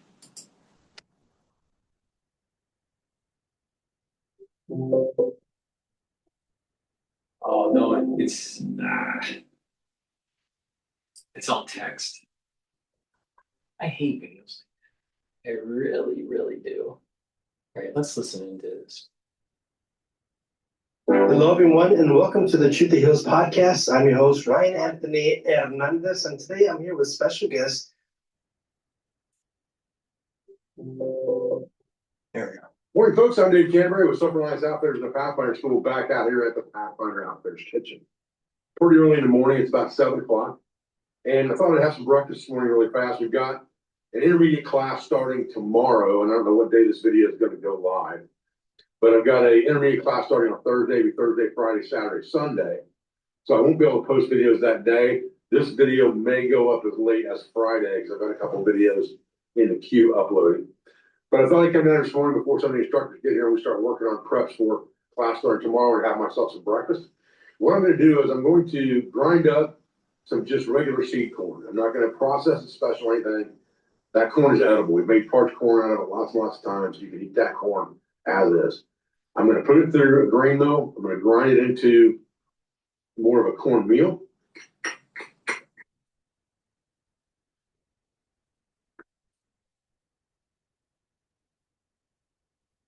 So before we get started, I want to show you something. There's something you're hiding, Della. It is time. World was much quick. So before we get started, I want to show you something. This is from this food mill that I bought from Amazon. And I got to tell you, that thing is designed horrible. The way this is meant to happen is this blade here is supposed to lock into a channel in this axle so that it can't move and spin freely like this, which means it can't grind. Well, the problem is this cotter pin has to be positioned a certain way for that to happen. Even then, it's loose. And as soon as it rotates to the position where its cotter pin falls into the slot, you're back out of business again. So I'm gonna try to move this thing down and wrap a piece of wire underneath this collar to hold it in place, and hopefully that's gonna make it work. I ground some coffee with it and it worked okay. As soon as I tried to grind corn with it, utter failure. So we'll see if we can fix it. The cheapest stainless steel food mill on Amazon is about $100. This one was about $50. Guess what I'm gonna be buying next? The $100 one. I'm getting rid of this hunk of crap. All right, so I took a couple turns of wire underneath that and I wrapped it down, and still got some slack, but there's not enough slack that's ever gonna come out now. And so let's try it again and see if it works this time. Okay, we've got a scoop of pre-cracked corn here. Now let's kind of see what this thing does.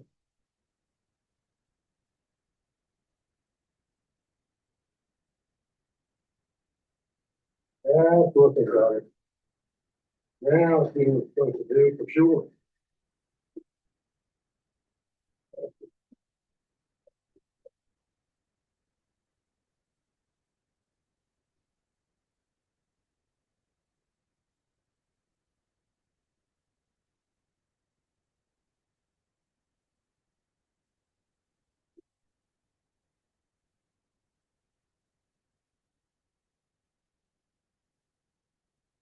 All right, so when we're done, this is what we end up with. Cracked corn to cornmeal. And what we're gonna do is we're gonna make a dish called hasty pudding. Hasty pudding is more of a porridge than it is a pudding. It was just called hasty pudding along the Oregon Trail. And it's really just a cornmeal that's been heated up in water and allowed to turn into like a porridge or a cereal. And then you would add either milk or butter, brown sugar, syrup, honey, whatever sweeteners you wanted to add to that. That's what you would have for breakfast. We're gonna make that this morning real quick and make ourselves something hot to drink and sit down and eat something real quick before we get started on the day. Stay with me, guys. So we're just gonna start with a skillet on a burner here. And we've got about a cup, maybe a cup and a half of water in there. And we put our cornmeal into a mason jar here. And we're just gonna shake some cornmeal into this. Again, I'm eyeballing this and I can always add more if I need to. But I put about a quarter of what I had in that jar when I ground up today in that bowl. And you can see it's only been a couple of minutes. This stuff's already starting to absorb that water and thicken up. You can do this with milk too.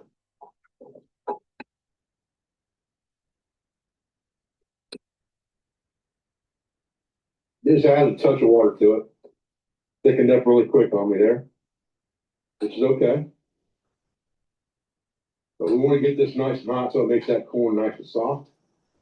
So we want to keep it damp for about the first 10 minutes we're cooking it anyway. And it didn't take but about 5 minutes. But thicken right up. But I got a couple of water sitting here that we can use to ease it down if we need to and get it damp again.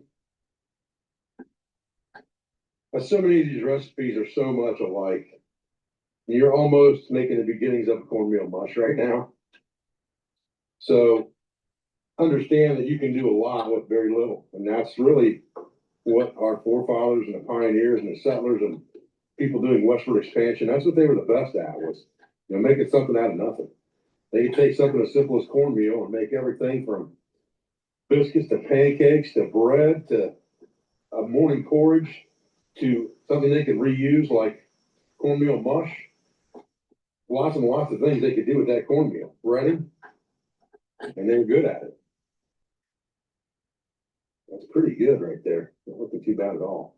I'm just gonna put a tad more water in there. Well, it's good to have a little cup of water on the side that you can use to dampen things up. So you don't scorch anything to the bottom of your skillet while you're cooking. This really needs to cook for at least 10 minutes. And be hot for about 10 minutes to get that corn nice and softened up. It's the biggest sale of the year at Dig. Score up to 30% off Nike, up to 40% off hoodies and sweatshirts from Adidas, Carhartt, and more. Plus, up to 50% off basketball hoops. And one of the things I like to do right here at the end is add just a little bit of milk to mine.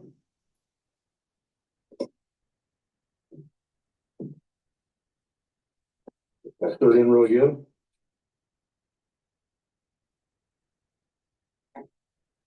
You got the heat turned down just a little bit on that burner now. Stir this milk in.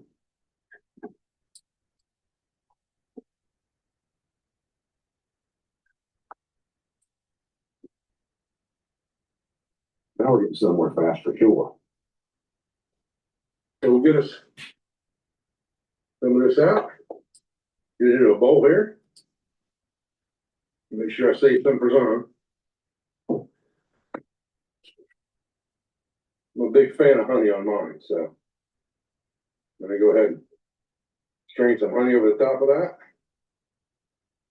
Do a little Ohio honey.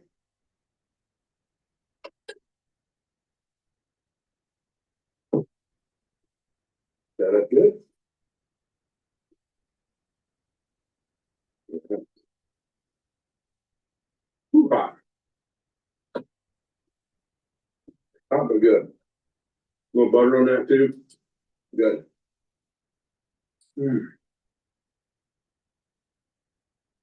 There you go. Hasty pudding. There's a lot of variants of, with the recipe. You can do just with boiling milk and then putting in the cornmeal.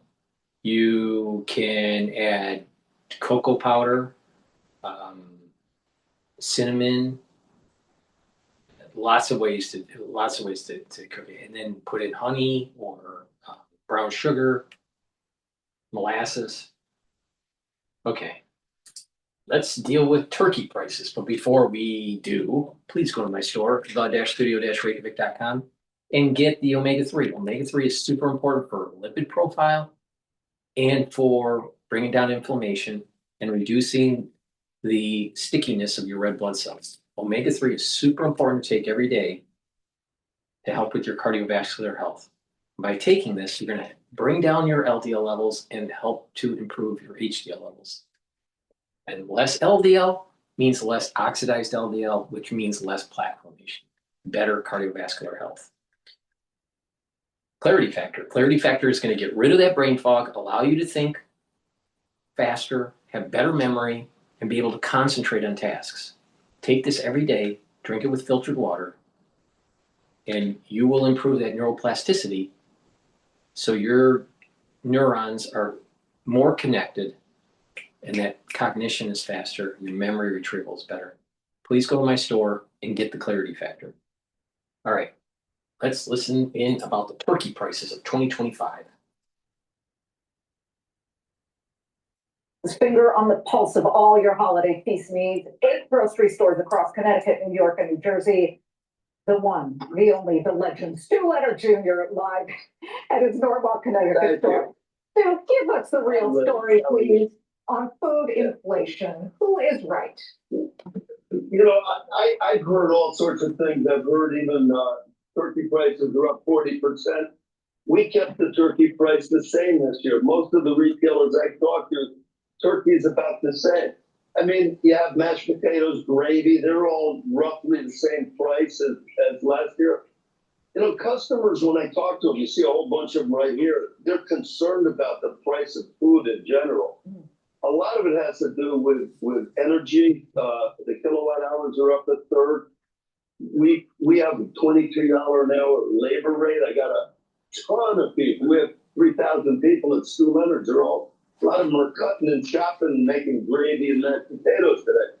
So, you know, right now we're seeing things about the same. A couple of things that are up, Liz, are one of them, like I've been in this business 50 years now since I've been a kid. And that's your beautiful tomahawk steak, which our ranchers want when they come back. But the meat prices are up the highest I've seen them ever in my life. So you're not going to get a bargain on meat right now. Like I mentioned, turkeys, same price, okay? Things that have gone up is coffee. You know, here's a bag of coffee. Colombia and Brazil do a lot of coffee. They had tremendous droughts, which have raised the price of coffee. That's up like $2 a pound. That's one of the high ones. Some things that are down, you got a nice half gallon of milk right here. Okay, that's down $1. People are going to be gobbling up butter right now this weekend. It's down $1. How about this? This is your poster child for inflation with your eggs right here. By the way, I'd recommend everybody, if you're going to get them, get pasture raised. Cage free is the next best. But pasture raised, nice yellow yolks and lots of flavor. Stu, they run around outside. Yeah. There's a difference between cage free and pasture. I'd say overall prices are about the same. We're on thin margins. Right now, tariffs have increased a little bit of our prices, which we're eating about a quarter of it. Our suppliers usually will eat about 3/4 of it. So it's not having any major impact, but I'd say overall customers coming in, they feel like it's expensive to eat right now. Well, Stu, does that $55 10-person Thanksgiving meal sound right to you? Yes, it really depends on doesn't. Right? $5 and something, you can't even get a Subway sandwich for that out there right now. So I don't know where they get $5. We have a dinner for $8 right here, which gives you a pie, rolls, everything. It's Thanksgiving in a box. That's $200. That's $25 a head. Huh. I've seen some things at $10, but I think $10 is a Walmart meal. Frozen turkey, canned vegetables. You can do it very inexpensively that way. But I'd say if you want a really good meal for your family, okay, I would say go with a fresh, beautiful, free-range turkey. Get mashed potatoes up on the spot. Don't buy them packaged or in a box or anything. Enjoy it with your family. Eat good, drink good. It's the most inexpensive holiday meal of the year. I mean, sit back, relax, and I think I do feel, Liz, that we're seeing some relief on grocery prices right now. Well, that's good news. And we're showing some of these that Wells Fargo put together. And a lot of the top ingredients and top things that people really need, the arrows are down, and that is definitely relief. But as you mentioned, coffee up nearly 19% year over year, sugar, sweets up 6.7%, bananas up 7%. And of course, beef, as you mentioned, up nearly 15%, the highest you've ever seen it. Let's talk about something happy. The trends for dessert this holiday weekend. How about TikTok? I mean, TikTok has really started a lot of food trends. And you, in particular, have jumped on one of them. Talk about this one. Okay, the first thing I want to do, you know what the best part of my Thanksgiving? Come on over. I have 4 daughters. Look at, here's all 3 of them right here. Oh, okay. We're gonna all be eating tomorrow, but we got our. You normally dip an ice cream in chocolate, right? And get the chocolate. Yeah. This is dipped in butter. 16 million people have watched this on TikTok right now, so it's a hot trend. A little bit of salt goes on the top. I'm gonna let Madison hasn't ever tried it yet. She works with Lionsgate out in Santa Monica. Oh my God. What do you think? Be honest. Kind of an explosion of butter and salt in your mouth. No, but it's really unique. Senator Blumenthal, we pardoned the turkey this morning and we called it butter cone. Oh, okay, the butter cone. You know who's really happy right now? Cardiologists. They're going to get a lot of business. I know it. Stu, happy holidays to you and your lovely family. It's so great to see your daughters there. I hope you guys. Please go to my store, the-studio-reykjavik.com, and get the ashwagandha root. Ashwagandha root is going to help to bring down cortisol levels and help your blood glucose levels. And when you are controlling your blood glucose levels and your cortisol levels, you're going to improve your cardiovascular health because you're reducing inflammation. You're also helping with your brain function because you're helping better blood flow to your brain. And by controlling your cortisol levels and your blood glucose levels, you're also helping your immune system. because elevated cortisol levels, actually, if it's chronic elevated cortisol levels, does damage to your organ systems and suppresses your immune system. You don't want that. So, and a lot of people are stressed and have high cortisol levels. It's really important to go to my store, get the ashwagandha root, and bring down that cortisol level. And turmeric. Turmeric brings down inflammation and soaks up free radicals. You can stack it with ashwagandha root and lignans to help with the immune system and your endocrine system and your cardiovascular system. And by taking turmeric, you're helping with joint health, you're recovering quicker after a workout. You get lots of benefits by taking turmeric. So please go to my store, slow down the aging process, bring down inflammation, boost up those ATP levels, soak up free radicals, and get healthy. Slow down the aging process, have more longevity. If you take my supplements, you're going to get healthy. So please come to my store, the-studio-reykjavik.com. All right, let's listen in to the last video, which is about education. Doesn't do anything to advance students' education.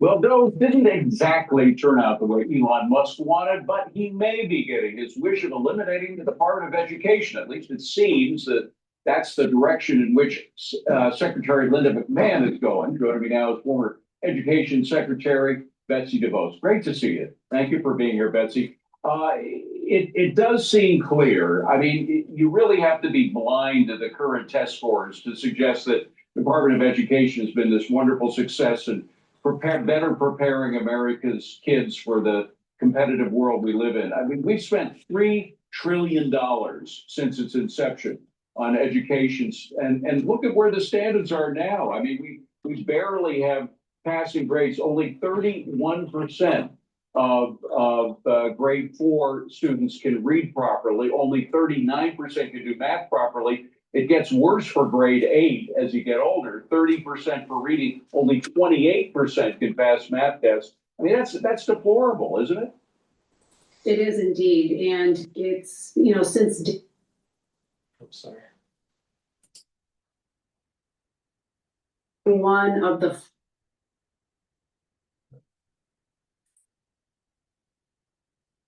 Trump administration, shutting the Department of Education down has been a priority. Back then, I actually proposed merging education with labor and said, it's time to work myself out of a job. So it's really exciting to see that groundwork paying off now under Secretary Linda McMahon. And the reality is the Department of Education doesn't do anything to advance students' education. It's been nothing but a political payoff to the school unions in 1979 for supporting Jimmy Carter. And we have, as you said, spent all these trillions of dollars. And not only do we not have anything to show for it, kids are actually doing worse today. And that is because of the top-down approach. It's time to continue to let the states do the things that are best for students. And most importantly, at the local level, down to the parent level, directing where their kids are going to learn best. And you mentioned the fact that you had actually pioneered the idea of getting other agencies that could do it more efficiently than the way the Department of Education was passed. I mean, if the Congress passes a measure suggesting that we need to spend a certain amount of money, you have to, as Director of Secretary of Education, have to spend that money, but you don't necessarily have to do it at the Department of Education. Linda McMahon spoke to that point over the weekend. I just want to play that soundbite and get your reaction rolling.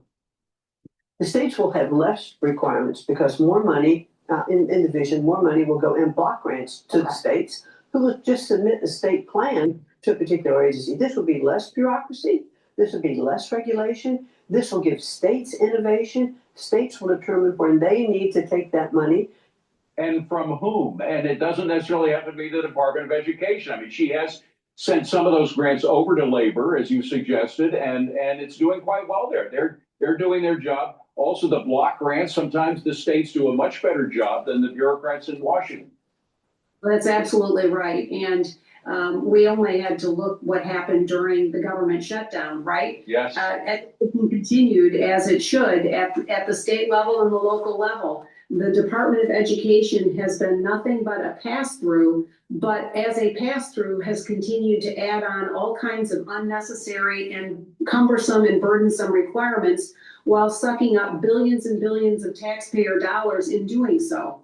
And you know, it does go back to the Carter administration. They're the ones who created it back in the 70s. And the Reagan administration really did some pioneering of their own in trying to get rid of it. They did not succeed. They were spending more money at the end of Reagan's 8 years than they were in the beginning. But I was in there in the very beginning. I was working for Heritage Foundation 1980. I got access from the Reagan officials to let me in 81 and a couple of years after that to look at some of these grants. They were just as bad as the woke grants that you see these days. They're cut from the same cloth. Absolutely. I mean, the Department of Education has been nothing but a political outpost for the school unions.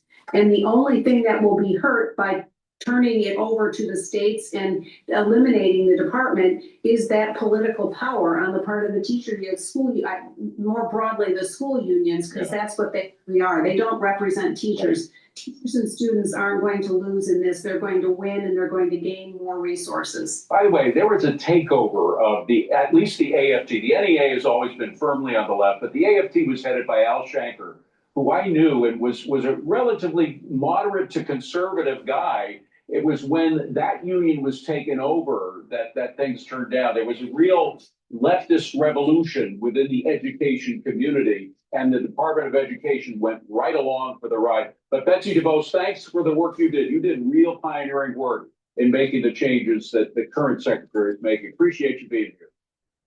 That's the end of my broadcast. Please go to my store, the-studio-reykjavik.com. Get the great supplements that I offer. Please share the links. Make sure you subscribe to all my channels and help support the work that I do. And please take my advice and stack these supplements accordingly to slow down the aging process and boost up your immune system. You will get healthy, but you have to be diligent, consistent, and it's a holistic approach, but it does work. Please go to my store, the-studio-reykjavik.com. Thank you for listening and have a nice day.